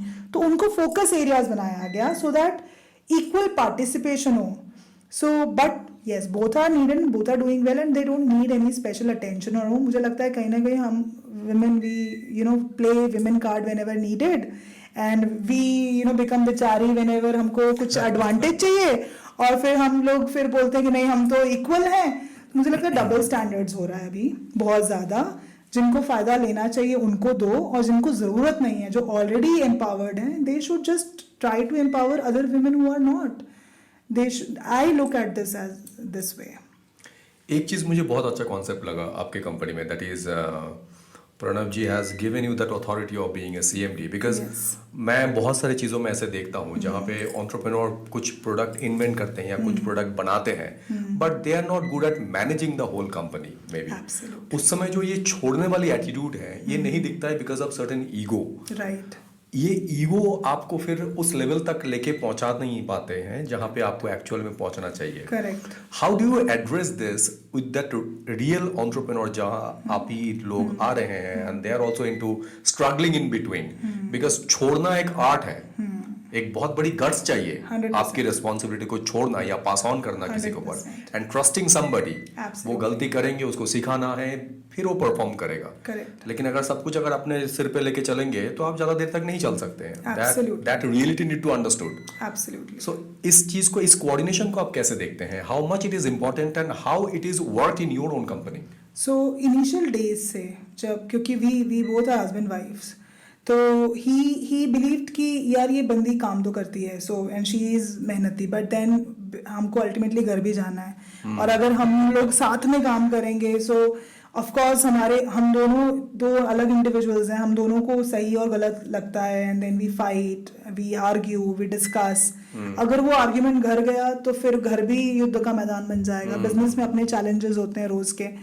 सो हमने डे 1 जो सबसे अच्छी चीज़ प्रणव ने किया वो उन्होंने ये कहा कि you are CMD, you can take report from all departments, but I am good at sales and R&D, I will handle this, rest all you see, you take care of finance, you take care of operations, you take care of production. So ये जो departments थे ये मुझे directly report कर रहे थे, और उसमें प्रणव ने घुस के कभी ये नहीं बोला, whenever there was a problem I did approach him कि सर मुझे लगता है यहाँ पे प्रॉब्लम है। हम ऑफिस में एक दूसरे को सर मैम ही बोलते हैं। ओके। सो वो प्रणव सर ये प्रॉब्लम आ रहा है, so I use to take his suggestion. कई बहुत सारी जगहों पर 90% केसेस में मेरी प्रॉब्लम प्रणव के लेवल पर सॉल्व हो जाती थी, and I use to implement it. So there was no ego in asking my senior कि इसमें क्या कर सकते हैं, या he coming to me and saying कि ये डिपार्टमेंट मार्केटिंग का है, प्रियंका के पास जाओ, she knows it better. So he doesn't jump into my department, I don't. So departmentalization, if you are life partners and working in same domain, that is very important. We decided कि हम ये discussions घर लेके नहीं जाएंगे. Once we enter, we will not discuss business. So that was my kids were happy. My daughter is ensured कि ये ना हो कि घर आके जैसे हम start करें they said कि पापा please no business here. So you know that balance. Secondly,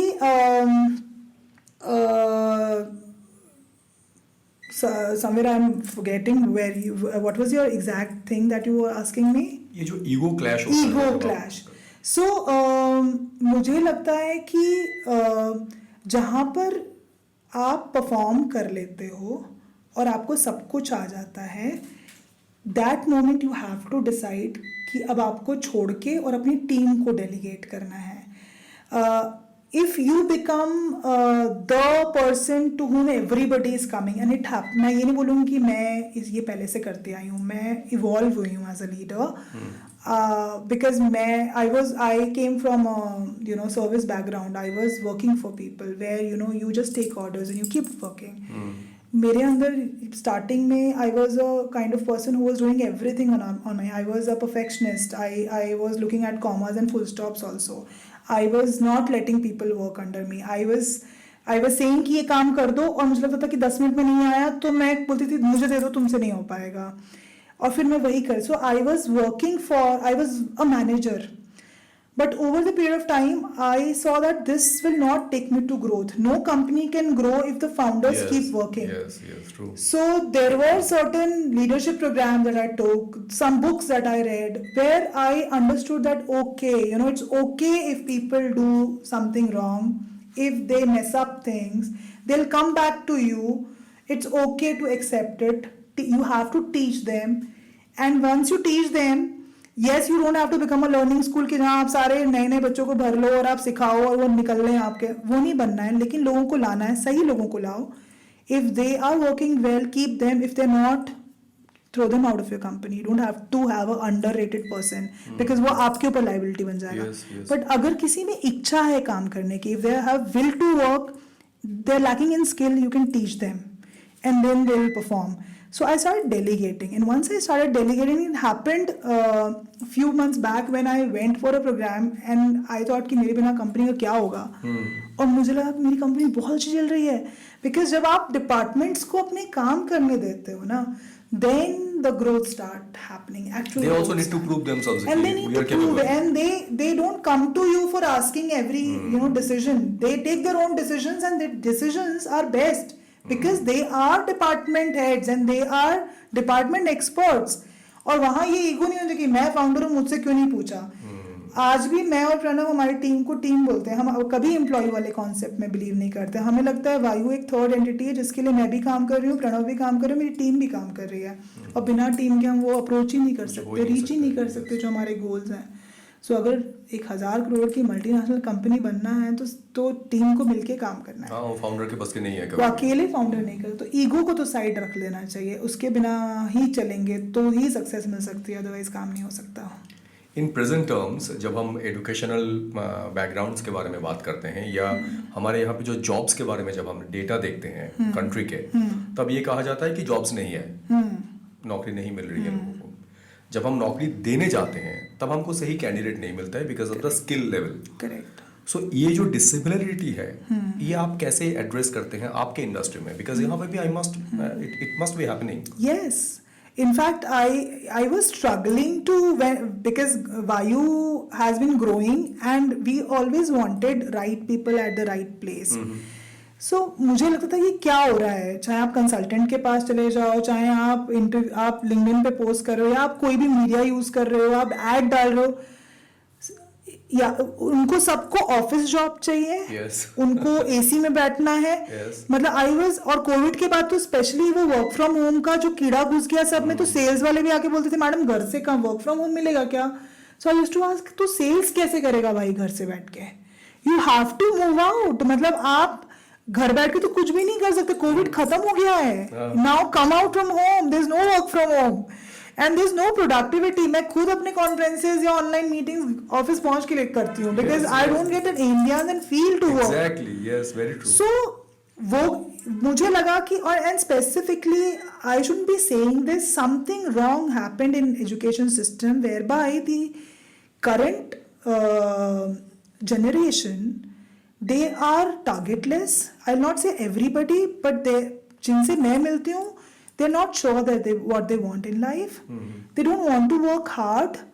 कहीं ना कहीं शायद हम पेरेंट्स की गलती है जहाँ हम उनको ये सपोर्ट कर रहे हैं कि बेटा अगर तेरे से कुछ भी नहीं हो पाए तो भी तू घर बैठ, तेरे खर्चे हम देख रहे हैं, तुझे किसी के यहाँ झुकने की जरूरत नहीं है, कुछ समझ में नहीं आया तो खुद का कुछ कर लेना। लेकिन इंद्रनील जी, खुद का करने के लिए किसी के यहाँ काम करके सीखना तो पड़ेगा, बहुत जरूरी है। और जब तक आपको स्किल ही नहीं आती, आपने धूप में घूम घूम के कस्टमर को फील ही नहीं किया, फेस ही नहीं किया, आप क्या कर लोगे। मतलब आई रिमेम्बर कि हमने स्टार्टिंग में जा के साइट्स पे, साइट की वेरिफिकेशन आज भी मैं करती हूँ, कई बार इंजीनियर्स के साथ जाती हूँ, कस्टमर से मिलती हूँ। So if you are not in the field you can't be successful, right. और आज की जनरेशन मेहनत नहीं करना चाहती, आज की जनरेशन को सीधे हाई सैलरीज चाहिए, हाई पर्क्स चाहिए, sitting at office, which is not possible. So ये चैलेंजेस बहुत सारे हैं और मुझे लगता है ये मेंटल स्किल से ज्यादा मेंटल कंडीशनिंग की जरूरत है घर पे, पेरेंट्स के थ्रू, कि भाई अगर तूने अब कमाना शुरू नहीं किया, तू बाहर, तेरे खर्चे तू जान, मैं नहीं तेरे को सपोर्ट कर रहा। उनको सपोर्ट सिस्टम देना बंद करना पड़ेगा बिकॉज देर एट कंफर्ट। वो कभी भी फॉरेन जाके एजुकेशन कर सकते हैं, वो कभी भी घूमने जा सकते हैं, वो वेकेशंस पे जा सकते हैं, वो फ्रेंड्स के साथ बार्स में जाके चिल आउट कर सकते हैं। They can afford every luxury and parents are paying because हमारी पेइंग कैपेसिटी हाई हो गई है।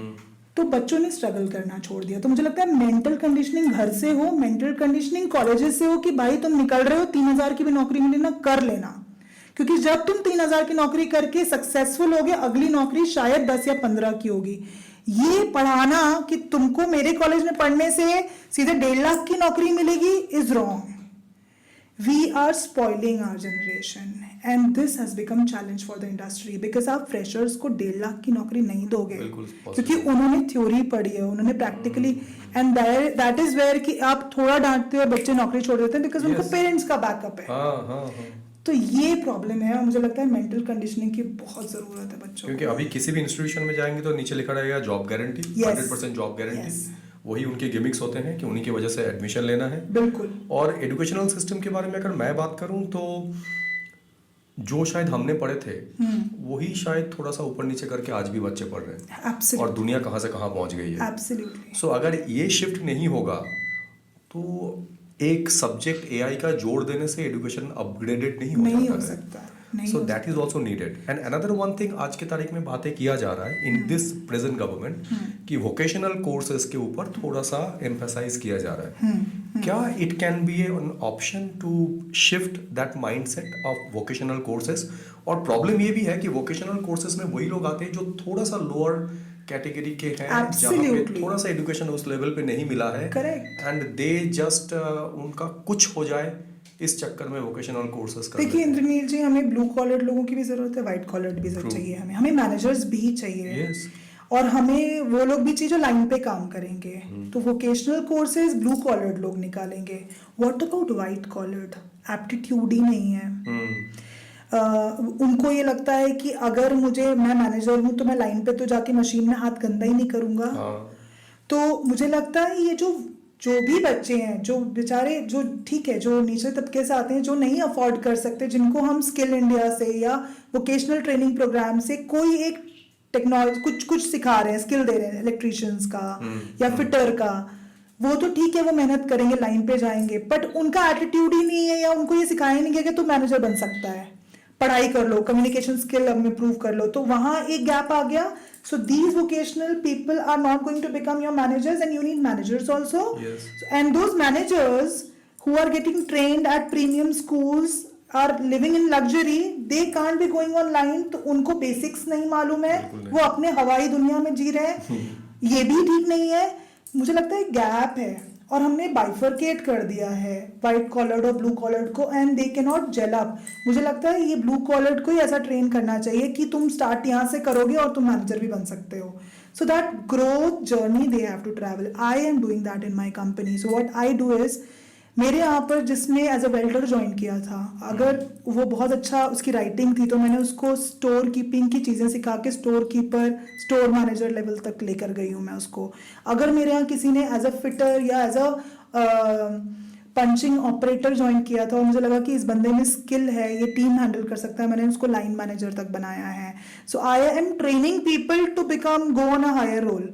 So if somebody joins me as an HR officer, as an first grade अपना fresher, मैं उसको बोलती हूँ तू स्टार्टिंग में सब करना है, तेरे को जाके फैक्ट्री भी देखनी है, तेरे को ये भी देखना है कि कैसे लेबर ऑफिस में काम होता है, सब कुछ जा तेरे को ये समझ में नहीं आ रहा तो पढ़ाई करके आ, get that book, read that, be thorough in reading. ऐसे बच्चे जब HR मैनेजर बनेंगे, VP HR बनेंगे, they will be knowing what has gone down there. So I think vocational training या ये देने की जगह बच्चों को ग्रेजुएशन लेवल के बाद में इंडस्ट्रीज में डाल देना चाहिए कि अब जाओ, ठोकर खाओ और सीखो. आई थिंक दैट, और फिर जो कम्युनिकेशन चाहिए उस इंडस्ट्री से रिलेटेड, वो कम्युनिकेशन स्किल्स आपको आ जाएगा, आपको प्रॉपर मेल करना आ जाएगा. MBA बच्चे आते हैं, उनको मेल करना नहीं आता. Very true. Yes. उनको स्टेपल लगाना नहीं आता है, स्टेपल पिन्स कैसे लगाए जाते हैं उनको ये नहीं मालूम, पंचिंग के पहले सेंटर कैसे निकाल. These are small things that our education system is lacking, and this will only come through internship programs. But these internship programs have just become certificate. मेरे पास में बहुत मेरे पास 2 बच्चे इंटर्नशिप एक्चुअली करते हैं, 10 सर्टिफिकेट मांगते हैं, which is wrong. And I think this will not, और ये पेरेंट्स की गलती है और एजुकेशन सिस्टम की गलती है. अभी का जो प्रेजेंट ट्रेंड चल रहा है, इसमें हर बच्चे को एंटरप्रेन्योर बनना है. करेक्ट. हर किसी को स्टार्टअप करना है. Correct. कुछ भी कर रहे हो, क्या कर रहे हो, स्टार्टअप कर रहा हूँ. क्या Absolutely. स्टार्टअप है पता नहीं, बेस क्या है पता नहीं, रोड मैप क्या है, and everybody is chasing funding. Yes. कि मोटो है कि Valuation करो. यस. सो लैपटॉप में एक अच्छा सा सुंदर सा फिगर है कि यहाँ तक वो बन जाएगा, ऐसा हो जाएगा. PPT में सब दुनिया चल रही है. सो अगर मैं एंटरप्रेन्योर के बारे में बात करूँ, आप एक हार्ड कोर एंटरप्रेन्योर हैं जो अलग अलग बैकग्राउंड से आए हैं, अलग अलग काम किए हैं, एंड जीरो से शुरू करके यहाँ तक पहुंचे हैं. Correct. What should be the first 1, 2, 3 parameters for any individual to judge himself or herself first? और अगर ये मुझे ओके दिखता है, then I should jump into this because it is not an easy path. It's not. So it's a very hard and very tough pathway. Absolutely. And इसमें अंत नहीं है. करेक्ट. So आपके लिए बहुत इंपॉर्टेंट है वो रोबस्टनेस खुद के अंदर पहले लाना, उसके बाद दुनिया से लड़ना, 100%. और उसके बाद खुद से भी लड़ना रोज और रोज जीतना. 100%. So what should be your parameters 1, 2, 3 you want that your people and your next generation should look at, and then they should enter into this entrepreneurship journey? So I completely agree with what you are saying, Indranil, and this is a problem. I am seeing everywhere कि colleges में भी they have startup cells. Yes. And job मत करो, startup कर लो खुद Yes. का.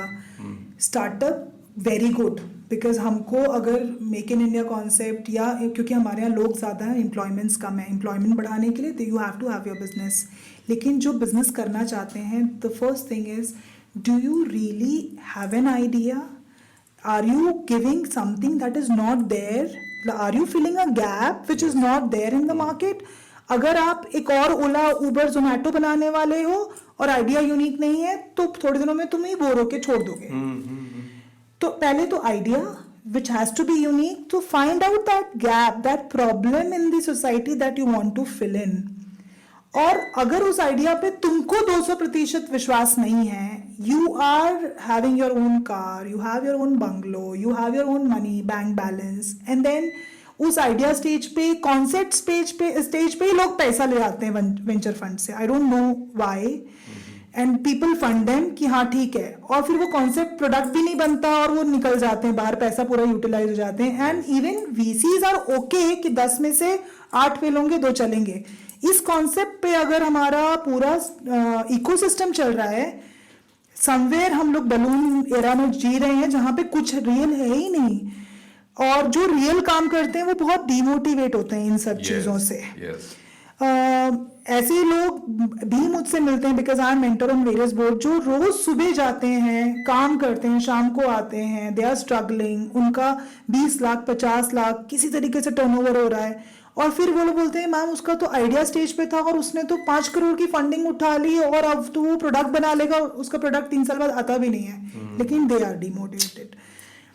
तो पहला तो आपके पास आइडिया हो, दूसरा क्या पहले आपने अपना पूरा पैसा लगाया। So when we started we sold whatever we had, our all assets, हमारा घर, हमारे प्लॉट्स, हमारा गाड़ी सब बेच के we started from scratch, zero, सब कुछ लगा के। जब आप एक लेवल पे आते हो और आप एक बिजनेस रोलिंग में आती है, आपने उतना आपके अंदर पैशन हो कि यार मैं अपना सब कुछ लगा सकता हूँ because my idea is unique and I have 200% confidence on the idea. Second comes passion. So when you have passion, your idea becomes your kid. और आप अपने बच्चे को बेच नहीं सकते टुकड़े टुकड़े में कि पहले आइडिया स्टेज पे बेच दिया, फिर आपने ग्रोथ स्टेज पे बेच दिया, और आपके पास कितना बचा, शायद 5%, चलो कोई बात नहीं, अगला आइडिया पे काम करते हैं। Very good, entrepreneur should work on multiple ideas, I strongly believe we should do that, but पहले अपने आइडिया को अपना 200% एनर्जी, अपना 200% आपके पास जो भी है, आपके पास जो फंड्स हैं, लगा के सक्सेसफुल करो, रोलिंग में लाओ, and then if you feel कि आपका वर्किंग कैपिटल रिक्वायरमेंट है कुछ, then you get fund, you get if you are growing like now Vayu is planning to get green tech fund which is in line with our concept. कहीं से भी पैसा लाना नहीं है हमको वो फंड लाना है जो उस कॉन्सेप्ट में बिलीव करता हो, जो हमको सिनर्जी की तरह काम करके same thought process, same network में ग्रीन सस्टेनेबल सोल्यूशन को बढ़ावा दे सके। So third is right decision at the right times. You have to keep moving. If the passion is not there, if the idea is not there, you are taking wrong decision just to earn money from funders, and then VC ये decide कर दें कि नहीं हमारा इस साल का कोटा खत्म हो गया, हम इस साल अब और किसी को पैसा नहीं देंगे, और जो जरूरत नहीं उनको पैसा नहीं मिलता। मुझे लगता है कहीं ना कहीं कुछ ऐसे लोगों की जरूरत है इस इकोसिस्टम में जो ये इवैल्यूएट करें कि यार एक्चुअली किनको स्टार्टअप में जाना है और किनको अभी दूसरों के यहाँ जॉब करके सीखना है, इवॉल्व होना है, क्या रियल स्टार्टअप्स हैं, क्या रियल आइडियाज हैं। I think these 3-4 factors must be there, और नहीं तो मोटिवेशन खत्म हो जाएगा। आप 1 महीना काम करोगे, 2 महीना करोगे, साल भर करोगे, और आप बिजनेस को क्लोज करके दूसरे आइडिया पे काम करने लग जाओगे। सो अभी 70% केसेस में यही हो रहा है। एक आइडिया उठाते हैं, स्टार्ट करते हैं, या तो फंड आता है, नहीं आता, लगता है कि बोरिंग है, मजा नहीं आ रहा है, हम इसमें कैसे काम करेंगे, हमारा तो कुछ डिफरेंशिएशन स्ट्रैटेजी नहीं है, they switch to another idea. ये फेलियर है स्टार्टअप इकोसिस्टम का, और ये फिर लॉन्ग टर्म नहीं चल पाएगा। And how do you look at the valuation game? Because business runs on profit and loss. जब आप जॉब करते हैं तब आपके पास सैलरी आते हैं, उसका आपका घर चलता है। करेक्ट। जब आप बिजनेस करते हैं आप प्रॉफिट जनरेट करते हैं। करेक्ट। रेवेन्यू जनरेट करते हैं अलग बात है, उसके खर्चे अलग होते हैं। People don't understand that. People say that इतना रेवेन्यू जनरेट हुआ, पता नहीं कितनी बड़ी कंपनी है। Correct. So how much profit and loss you are generating, that is very very important. Absolutely. So how do you look at this valuation game and the businesses who are very strong on their books and profit and loss balance sheet? और एक तरफ ये चल रहा है कि valuation जितना ज़्यादा आप दिखा पाएंगे, जितना आप गुडी गुडी पिक्चर दिखा पाएंगे अगले 10 साल के लिए, आपकी फंड रेजिंग की कैपेसिटी उतनी ही ज़्यादा होती है एंड उतनी ही प्रोबेबिलिटी बढ़ जाती है। And there are people who looks into it that valuation कितना है और कैसे करेंगे। So what is your perspective looking into a robust business model, go for a valuation and at the same time having a robust book balance as well? So I completely believe that सबसे पहले तो आप अपनी books are the most important thing. So your balance sheets and your P&L, what are they showing? Initial few years, there are chances that your company is into loss, which is okay, because you will have high expenses, high admin cost, high marketing cost, because of which your brand would like to grow, and it's okay to have losses in the books. Do not run for valuations, because valuation is nothing but a number game, a gimmick, which is not actual, which is all like a like a movie which is there on the screen, which is looking very good, glamorous, beautiful pictures. So people come to me and say, why don't you go to XYZ show which is so good? People go there and pitch and they get fun. I said, I am not going to a show where somebody talks negative about my brand and I get agitated. I am not going to go there to show my margins to the world कि इतना मेरा cost और ये मेरा margin है. I am not going to do that. I am going to develop my business on my own. My business model has to be sustainable. I should be having enough margin कि ठीक है, at this X volume my business is going to be profitable. Initially it is into losses, it's okay. And then subsequently, when my turnovers are good enough, it is rolling, my product is accepted, my service is acceptable, people want it, and I want to grow, and I am falling short of funds, then I should get valuation of, because now I have created a brand. Now I have a good product. Now I have a factory to meet out my production abilities. Now I have a team which can handle the higher demands. At this level, at growth stage, I should now understand what is that value addition that I can give to the world. And at this stage, if I go for valuation and get funds to do multiple X, that's the right way. And not doing valuation just as a number gimmick and making funds and going out, that is somewhere very, very superficial and very, very, I think, heartbreaking, whereby I feel that it has become like a fish market. There are shows and there are competitions happening where you come pitch in 30 seconds. How can somebody pitch the entire idea in 30 seconds and you evaluate and give money? That's not real. It's real. And I am done with real thing. Whatever is your life and what is your actual life, we are somewhere living a very superficial life. We don't want to accept reality. I think books are major. You focus on your books, your balance sheets, work for it, work for your business, come to a break even, move up, grow your business, scale up, and at scaling up stage, if you feel that yes, you need funds to grow further, I think go for listing. You have SME portals and so many things coming up, or get funds through a good valuation from a right person. Because मुझे ये भी लगता है कि fund मिलना एक बात है और यूटिलाइजेशन ऑफ फंड मिल रहे हैं उनको चुनना भी एक बहुत 100% बहुत जरूरी है. हमने ऐसी मिस्टेक्स की है इंद्रनील जी, जब हम लोगों ने इनिशियल ईयर्स में हमने ऐसे व्यक्ति को चूज कर लिया जो ग्रो करने की जगह कंपनी को ही बंद करके कहीं चला जाता, so because you are fresh, you are entrepreneurs, you don't know, so you sign whatever a document comes up for that 50 lakh 40 lakh, that 40-50 lakh will not help you long.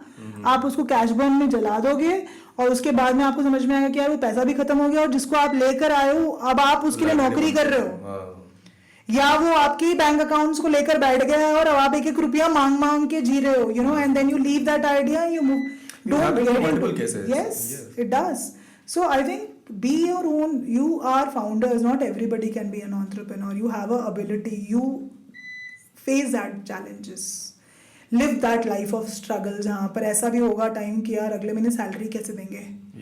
ये real life है. इस real life को जब जी लोगे और जब उसको overcome करके, चैलेंजेस को ओवरकम करके आप उस स्टेज पे पहुंच जाओगे जहां पर दुनिया बोलेगी they have made up a stand and they have created a brand, and तब जब आप वैल्यूएशन के लिए जाओगे आप अपने टीएनसी रखोगे, आप उसका अग्रीमेंट पढ़ोगे, आप चूज करोगे कि यार ये मेरा इन्वेस्टर होगा, बिकॉज ये मेरे को ग्रोथ दे सकता है, ये सिर्फ मुझे इसका पैसा नहीं चाहिए, इसके आने से मेरे मल्टीपल बिजनेसेस बढ़ेंगे, ये एजेंडा होना चाहिए। इतने अर्ली स्टेज पे कुछ भी करके कहीं से भी फंड लाना should not be the case, that may ruin your business and then you. हालांकि आजकल एंटरप्रेन्योर्स बन ही इसलिए रहे हैं कि बस फंड लाएंगे और बंद करेंगे, फिर दूसरा बिजनेस खोलेंगे, फिर फंड लाएंगे, फिर बंद करेंगे, तो ये एक नया ही कॉन्सेप्ट शुरू हो गया है। And how do you look at this aspect कि जब भी आप बिजनेस कर रहे हैं, आप एंटरप्रेन्योरशिप की जर्नी में हैं, तो there are lot of legalities and lot of paper work that you should be very very strong enough. Absolutely. Because आप एक तरफ फंड मांग रहे हैं, it is nothing wrong with that, but Correct. आप क्या रेडी हैं पेपर वर्क में? Correct. कि फंड के लिए रेडी हो गया, फिर Correct. देन आप पता चला कि पेपर बनाना शुरू कर रहे हैं, तो उसमें ही चला गया आपका 2 महीना। Correct. So how do you look at in this aspect? These are very primary and basics, 100%. but people don't look at in that way. वो तो चले गए सेल्स में और प्रोडक्ट बेचने में। Correct. So what is your perspective in this parameter? कि when you are starting with something, you should be strong enough in your paperwork and basic things. क्या certifications हैं, उसके laws क्या है, ताकि आपका प्रोडक्ट या आपकी मार्केट उस तरीके से डेवलप हो जो उस स्टैंडर्ड्स को फुलफिल करे। 100%. Then it will be very easy for you to go in a bigger aspect. So what is your perspective in this? Completely agree to you on that because अभी गलती यही होती है एंटरप्रेन्योर्स की कि वो सीधे काम करने लग जाते हैं एंड दे डोंट नो। सो दे, अगर उनको गुमाश्ता जैसा छोटा सा लाइसेंस बनाना है तो बोलते हैं गुमाश्ता कैसे बनता है, क्यों बनाना है गुमाश्ता, क्यों, कहाँ लगाया जाता है, कौन सा डिपार्टमेंट इशू करता है और वो कैसे इशू कराया जा सकता है। सो अगर आप इस चीज़ में घुस के और आपने करा लिया पहला गुमाश्ता तो ठीक है, फिर आप अगले 10 गुमाश्ते जब आप बिजी हो जाओगे किसी और से बनवा लेना। You have to read the compliances, people don't read it. So आज भी मुझे ऐसे एंटरप्रेन्योर्स मिलते हैं जो ये बोलते हैं कि मैडम मैं तो प्रोप्राइटरशिप कंपनी चला रहा हूँ, क्या फ़र्क पड़ता है, प्राइवेट लिमिटेड होने से क्या, प्राइवेट लिमिटेड होता क्या और एमएसएमई क्या होता है। सो you no they confuse, they don't know the concepts also, they just कहाँ से पैसा मिल रहा है, एमएसएमई पैसा दे रही है क्या, तो एमएसएमई कैसे बन जाऊँ मैं। यार you don't understand the concept, you are in a world and you don't know the basic fundamental of that world. So paperwork is very very important and you'll know it only once you do it on your own. Yes. I remember initial days of my business when I started the business, I did not create a paper just for the sake of creating. I read what all papers are required, why they are made, what is the importance of that paper, which is the authority, which is the department that makes that paper, what is the work that department does. तो MCA department क्या होता है, क्या काम करता है, वो कौन कौन सी चीज़ें देखता है, उसके क्या क्या कंप्लायंसेस होते हैं, साल में कैलेंडर में कौन कौन से हमको करने होते हैं और ये करता कौन है, सीए करता है कि सीएस करता है, सीएस और सीए में डिफरेंस क्या होता है। यू नो ये बेसिक चीज़ें हैं जो आपको खुद करना पड़ेगा। जब आप खुद बनाओगे, आप खुद एमएसएमई जाओगे, आप एमएसएमई के साइट पे जाके एमएसएमई के बारे में पढ़ाई करोगे, आप उनकी स्कीम्स पढ़ोगे, आप खुद उनके फॉर्म्स भरोगे, ऑटोमेटिकली आपके सारे पेपर्स, आपकी सारी चीज़ें जब आप बड़े हो जाओगे, जब लोग कर रहे होंगे, आपके कंट्रोल में होगा। और लोग यही करते हैं, लोग इनिशियली ही जो जब आया बैंकर ने मांगा, एजेंट को बोल दिया बना दो, तो उनको पता ही नहीं है कि क्या कागज़ बन रहे हैं और क्यों बन रहे हैं और कहाँ जा रहे हैं वो कागज़। सो फिर आप जब बड़े हो जाओगे सो कहीं ना कहीं आप मैसअप कर दोगे अपने डॉक्यूमेंट्स के साथ में, आप नॉन कंप्लायंट हो जाओगे या आप फुलफिल ही नहीं कर पाओगे, आप समझ ही नहीं पाओगे आप कर क्या रहे हो। So having documents and having a control and command on documents is only possible when you create all your documents on your own initially and then give it away to somebody once you have grown and you don't have time for it. ये जो आपकी दुनिया है अभी के, जो mainly दुनिया मैं बोलता हूँ, it is like a 24 hours job. Entrepreneurs is for 24 hours 365 days. आज की तारीख में बहुत सारी चीज़ें चल रही है जिसको बोलते हैं वर्क लाइफ बैलेंस। इसका 2 कॉन्सेप्ट है। एक concept, it is my personal perception, एक कॉन्सेप्ट ये है कि आप स्विच ऑफ स्विच ऑन करना जानते हैं, तो आप स्विच ऑन कर देते हैं, स्विच ऑफ कर देते हैं, बहुत अच्छी बात है।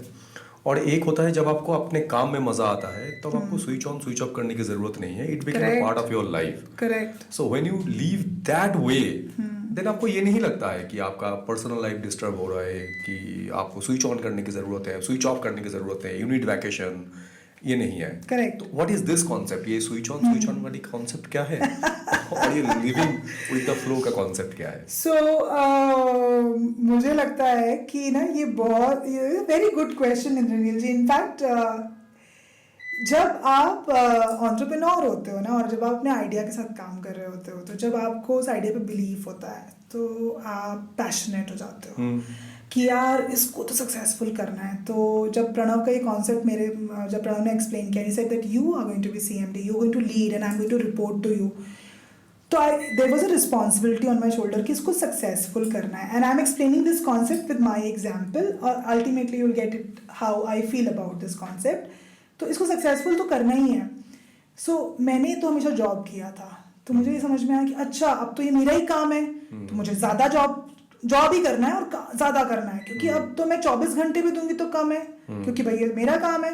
24 घंटे दूंगी तो फिर तो मेरा ये प्रॉफिट आने का रेशियो जल्दी आ जाएगा, ब्रेक इवन जल्दी आ जाएगा। तो मैं पागल जैसे काम करने लगी। इतना काम करने लगी कि फैक्ट्री से 10 बजे 11 बजे लौट रही हूँ। My factory was at Pitampur, I am travelling alone and I am coming back only once I get a call from Pranav की प्रियंका बहुत हो गया, वापस आ जाओ, कल कर सकते हैं, there is a tomorrow, come back. And I am always stressed out, so I am shouting on people, तुमसे नहीं हो रहा, मुझे दे दो मैं करती हूँ, तुमने ये क्या कर दिया, तुमने बार कोड गलत बनाया, मुझे तो ये चाहिए, वो सर्टिफिकेट बनाना है, मैं जा रही हूँ, you know. And even in dreams, I was getting dreams of trucks being dispatched and that kind of. So कहीं ना कहीं passion और madness में ना, I was not getting that balance, and I was not spending time with my daughters, and I was like अगर vacation पे गए तो I used to get a guilt कि यार ऐसे कैसे कि मेरी टीम काम कर रही है और मैं वेकेशन मना रही हूँ, no not worth it। और तो वो भी टाइम देखा, और जो वो टाइम देखने के बाद में there were certain realizations that because I was getting stressed out, I was getting anger issues, I was getting issues where I was always getting depressed somewhere, I was getting gloomy कि यार इतना मेहनत करूँ फिर भी कुछ नहीं हो रहा, या उतना टर्नओवर क्यों नहीं हुआ, और क्यों नहीं हुआ, ठीक है ट्वाइस हो गया, थ्राइस हो गया, ये तो 5 times होना चाहिए था, ये तो इतनी अच्छी टेक्नोलॉजी, ये तो सबको मालूम होना चाहिए था। I was getting stressed about it, and there it becomes wrong. There comes the concept of work-life balance, I believe, जहाँ पे entrepreneur को समझना पड़ेगा कि आप अकेले इस कंपनी के लिए नहीं हो, और आपके साथ में एक टीम है जो आपकी तरफ देख रही है, आप उस टीम के लीडर हो, और वो आप पे बिलीव करते हैं क्योंकि आप इस कंपनी को ऊंचाई पे ले जाओगे, पर आप अकेले थोड़े हो, आपके साथ एक टीम भी तो है। तो उस टीम पे ट्रस्ट करो ना, उस टीम को ऑफलोड करो तुम्हारे टेंशन्स, तो उस टीम को बताओ कि यार मुझे इस साल ना 40 करोड़ करना है और मुझे आपके साथ करना है, आप आइडियाज दो ना कैसे हो सकते हैं। और फिर मैंने इन्वॉल्व करना शुरू किया अपनी टीम को, और जब इन्वॉल्व करना शुरू किया और ट्रस्ट करना शुरू किया, और जब मैंने वो ट्रस्ट पास ऑन कर दिया और डेलीगेट किया, and when the team started working on their own as their department experts, I started getting time for what I was enjoying. I started getting time for my, networking, which was more important for me as a founder. कि यार मुझे उन लोगों के बीच में अब जाना है जो budding entrepreneurs हैं, उनको मोटिवेट करना है, उनके लिए कुछ स्कीम उनको समझानी है, या उनको MSME इनिशिएटिव से जोड़ना है, या I started getting involved in various social initiatives, various networking organization, जहाँ मिल के उनसे बात करके उनकी प्रॉब्लम समझ के उनको बताना कि यार ये ना वहाँ से सॉल्व होगा, ये कॉन्सेप्ट ना तो उनके पास जाते वो समझा देंगे। या तो मैं I started doing all that which I started enjoying, and when I started enjoying Indraneel, मेरी वर्किंग एफिशिएंसी बढ़ गई। True. मेरे रिजल्ट्स और बेटर आने लग गए।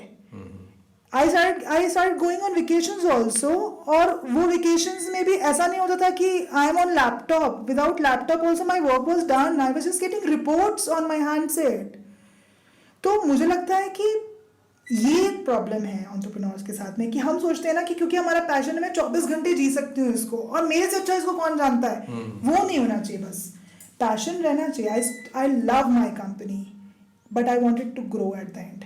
And if I really wanted to grow, I need to have a team with which I can grow. मुझे इसमें ये याद आता है, वो एक कहावत है कि मर का अमर नहीं होना है, अमर होने के लिए जीना पड़ेगा। तो हाँ, आप मर ही जाओगे तो क्या करोगे? अभी कंपनी का क्या हो जाएगा? आपको स्ट्रेस, आपको हार्ट अटैक, आपको panic attacks. This is not what you are living for. Ultimately एक कंपनी आपके बिना भी तो चलेगी ना. आप कल को आप किसी को दोगे, वो एमडी बनेगा. It has to go on. It's an entity which is going to go on. That's the definition of a company. तो आप क्यों सोचते हो कि सारा जिम्मा ही आपके ऊपर है और आपसे अच्छे लोग हैं उनके ऊपर छोड़ो, वो करेंगे. आपका काम ये है कि आप कैसे बिजनेस ग्रो कर सकते हो. आप स्ट्रैटेजी बनाओ, आप अपना विजन दो, अपना मिशन दो, आप अपनी टीम को अपने सपने से अलाइन कर दो. वो आपका काम है. फिर आपकी टीम आप जितना दौड़ सकते हो उससे ज़्यादा दौड़ के दिखा देगी. So, do you feel that this is the right proposition of having capitalization in this aspect, where few groups will rule the business world and few will struggle? I don't think so, Indranil. Like in India, I suppose, in our country, small things. There is a special, department, SME, meant for only small, medium. They've bifurcated businesses as micro, small, medium, large enterprises. So there are businesses, so they identify that they are a micro also. Yes. There are ladies who are working from home making pickles also. Yes, yes. They identify ladies making papad also. Yes. And then that papad becomes legit papad. And then of course, if she has created a brand and if she's got that power and if people are coming to her asking her opinion, she deserves it. So if a large enterprise has traveled that journey, become large enough and has that ability, and if there are smaller enterprises which independently cannot operate, are struggling, and if this large enterprise can take them with them, grow along, keeping intact their individual independencies and their businesses, what's wrong in that? If you're struggling, it's better to be part of that big group. True. Right? So, and see, there are two ways, Indranil. And both are acceptable in our country. सबसे best part India का ये है कि यहाँ पे सब कुछ accept, आपको बोलने की आज़ादी है, आपको जो करना है, आपके पास सारी आज़ादियाँ हैं ना, और हम उसको एक्सप्लॉइट भी करते हैं, है ना. हम अपने कर्तव्य भूल जाते हैं. हम सिर्फ बोलते हैं हमको ये चाहिए, हम झंडा लेके निकल जाते हैं.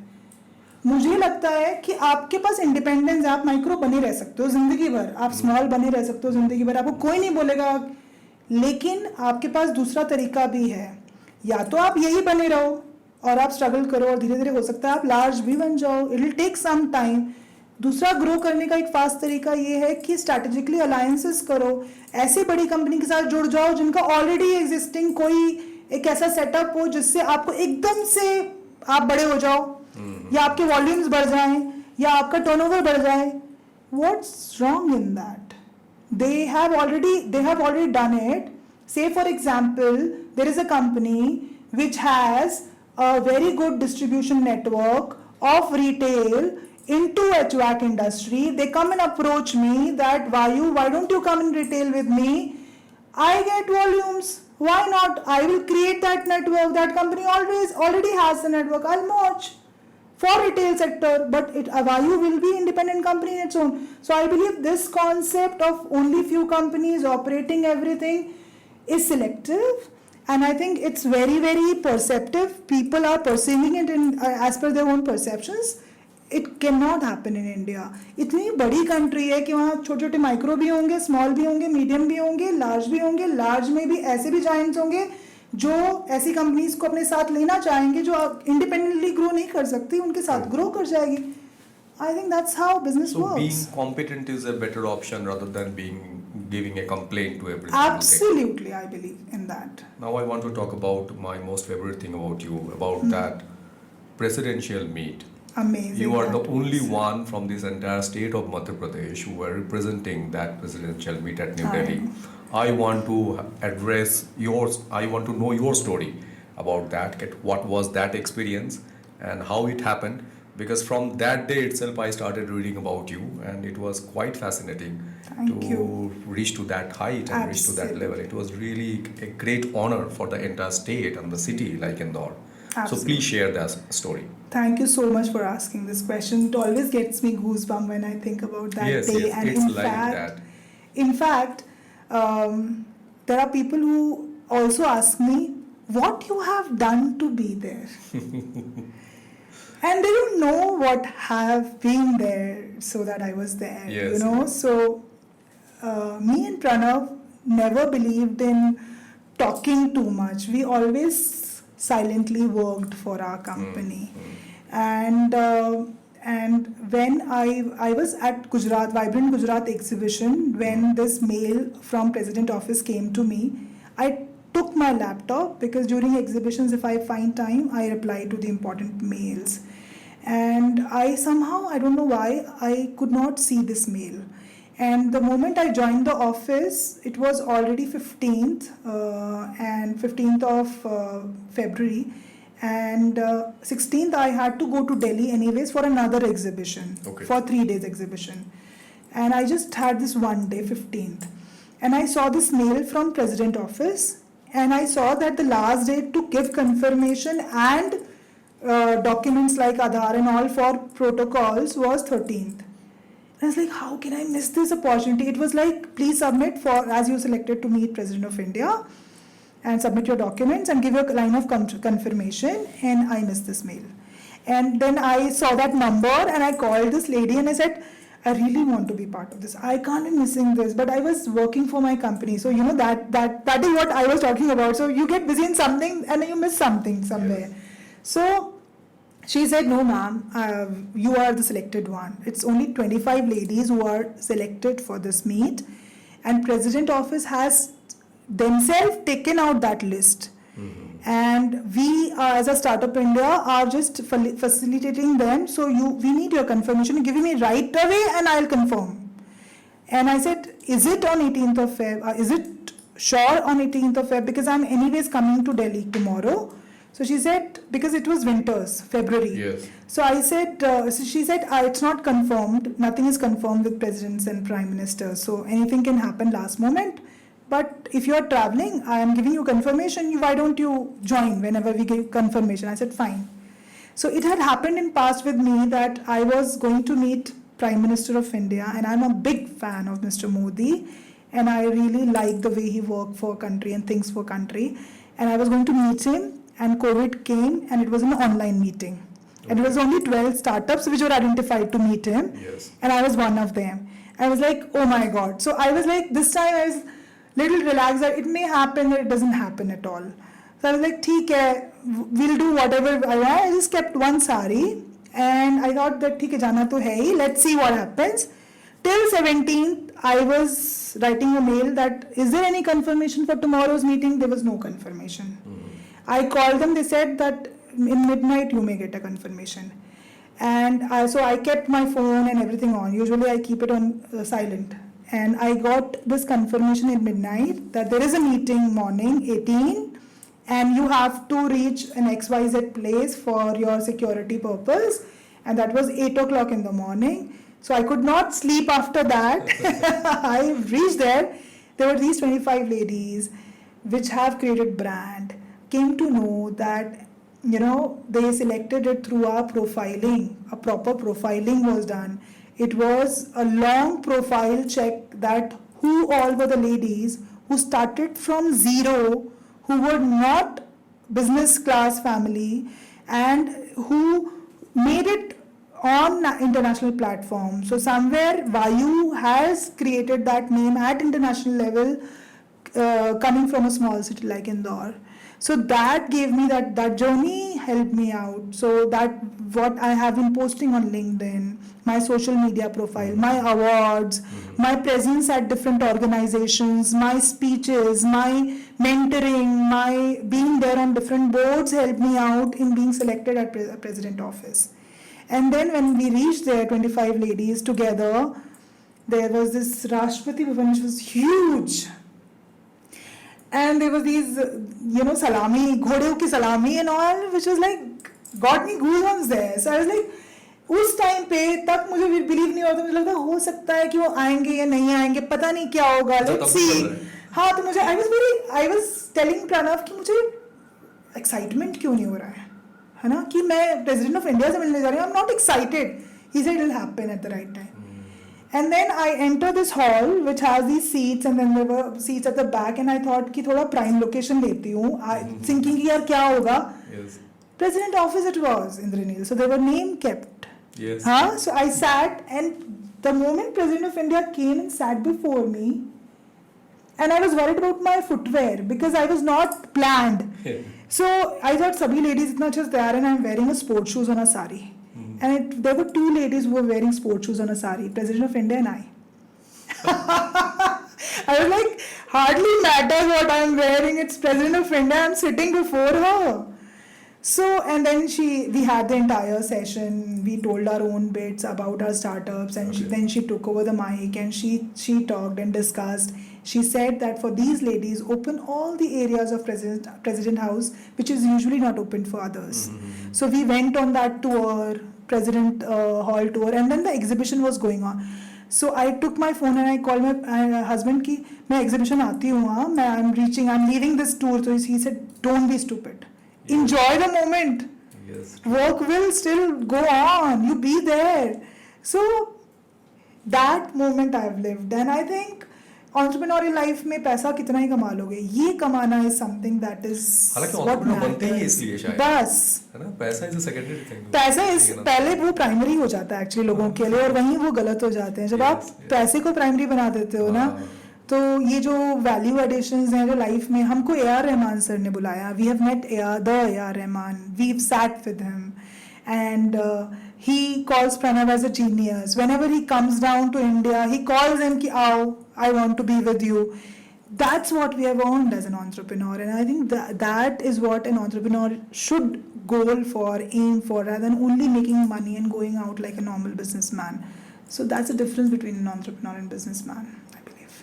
I'm really very glad that you came here, and it was worth waiting for you. And thank you very much for your time, and thank you very much for this is like and full of insights in this entire podcast, in this entire discussion. I just want to know your part, ki, how you felt it, this discussion and this podcast. What was your experience on this? So Indranil, by the grace of God Almighty, we have been working hard, and whatever comes to my way, I accept it with a lot of gratitude. I believe nothing is possible without that Almighty knowing that this girl and this man has worked a lot, and they've done their bit, and they deserve it. It's just that it is so happening now that with so many things in our bucket and company growing at this level, I'm not able to find that time. And once you called me, I had this in the back of my mind ki I have to do this, but the current assignments were stopping me somewhere. I'm glad that I could make it, and we had that discussion yesterday, and I could make it today, because podcast तो बहुत हुए हैं इंद्रनील, लेकिन जिस तरीके से आपने जो आपकी questions and the genuine flow that happened, the questions that had never come to me has come today, and I hope I could justify and I could motivate those entrepreneurs there somewhere who really want to do something, who are still struggling, which is okay, which is yes the part of entrepreneurial career. I think I'll make them comfortable. That is where I'll be successful with my sharing today. Yes. And I'm glad you made me part of it. You were very natural, and I think this natural flow and natural discussion will give benefit to a lot of people there. Thank you very much for your time, and thank you very much for being a part of our show. Thank you for calling me. Thank you for inviting. Thank you so much. So this was the podcast with Dr. Priyanka Mokshmar. I hope you had a lot of insights and business acumen of Dr. Priyanka Mokshmar, and you came to know how she developed herself in different phases and different stages and in different roles in the company she is with today. So thank you very much for watching the entire podcast. And again, I am requesting you to subscribe our channel so that you can have all the updates from our end, and also subscribe our other channels as TSBP News, TSBP Shorts and TSBP Clips. So thank you very much for watching the entire podcast, and signing it off.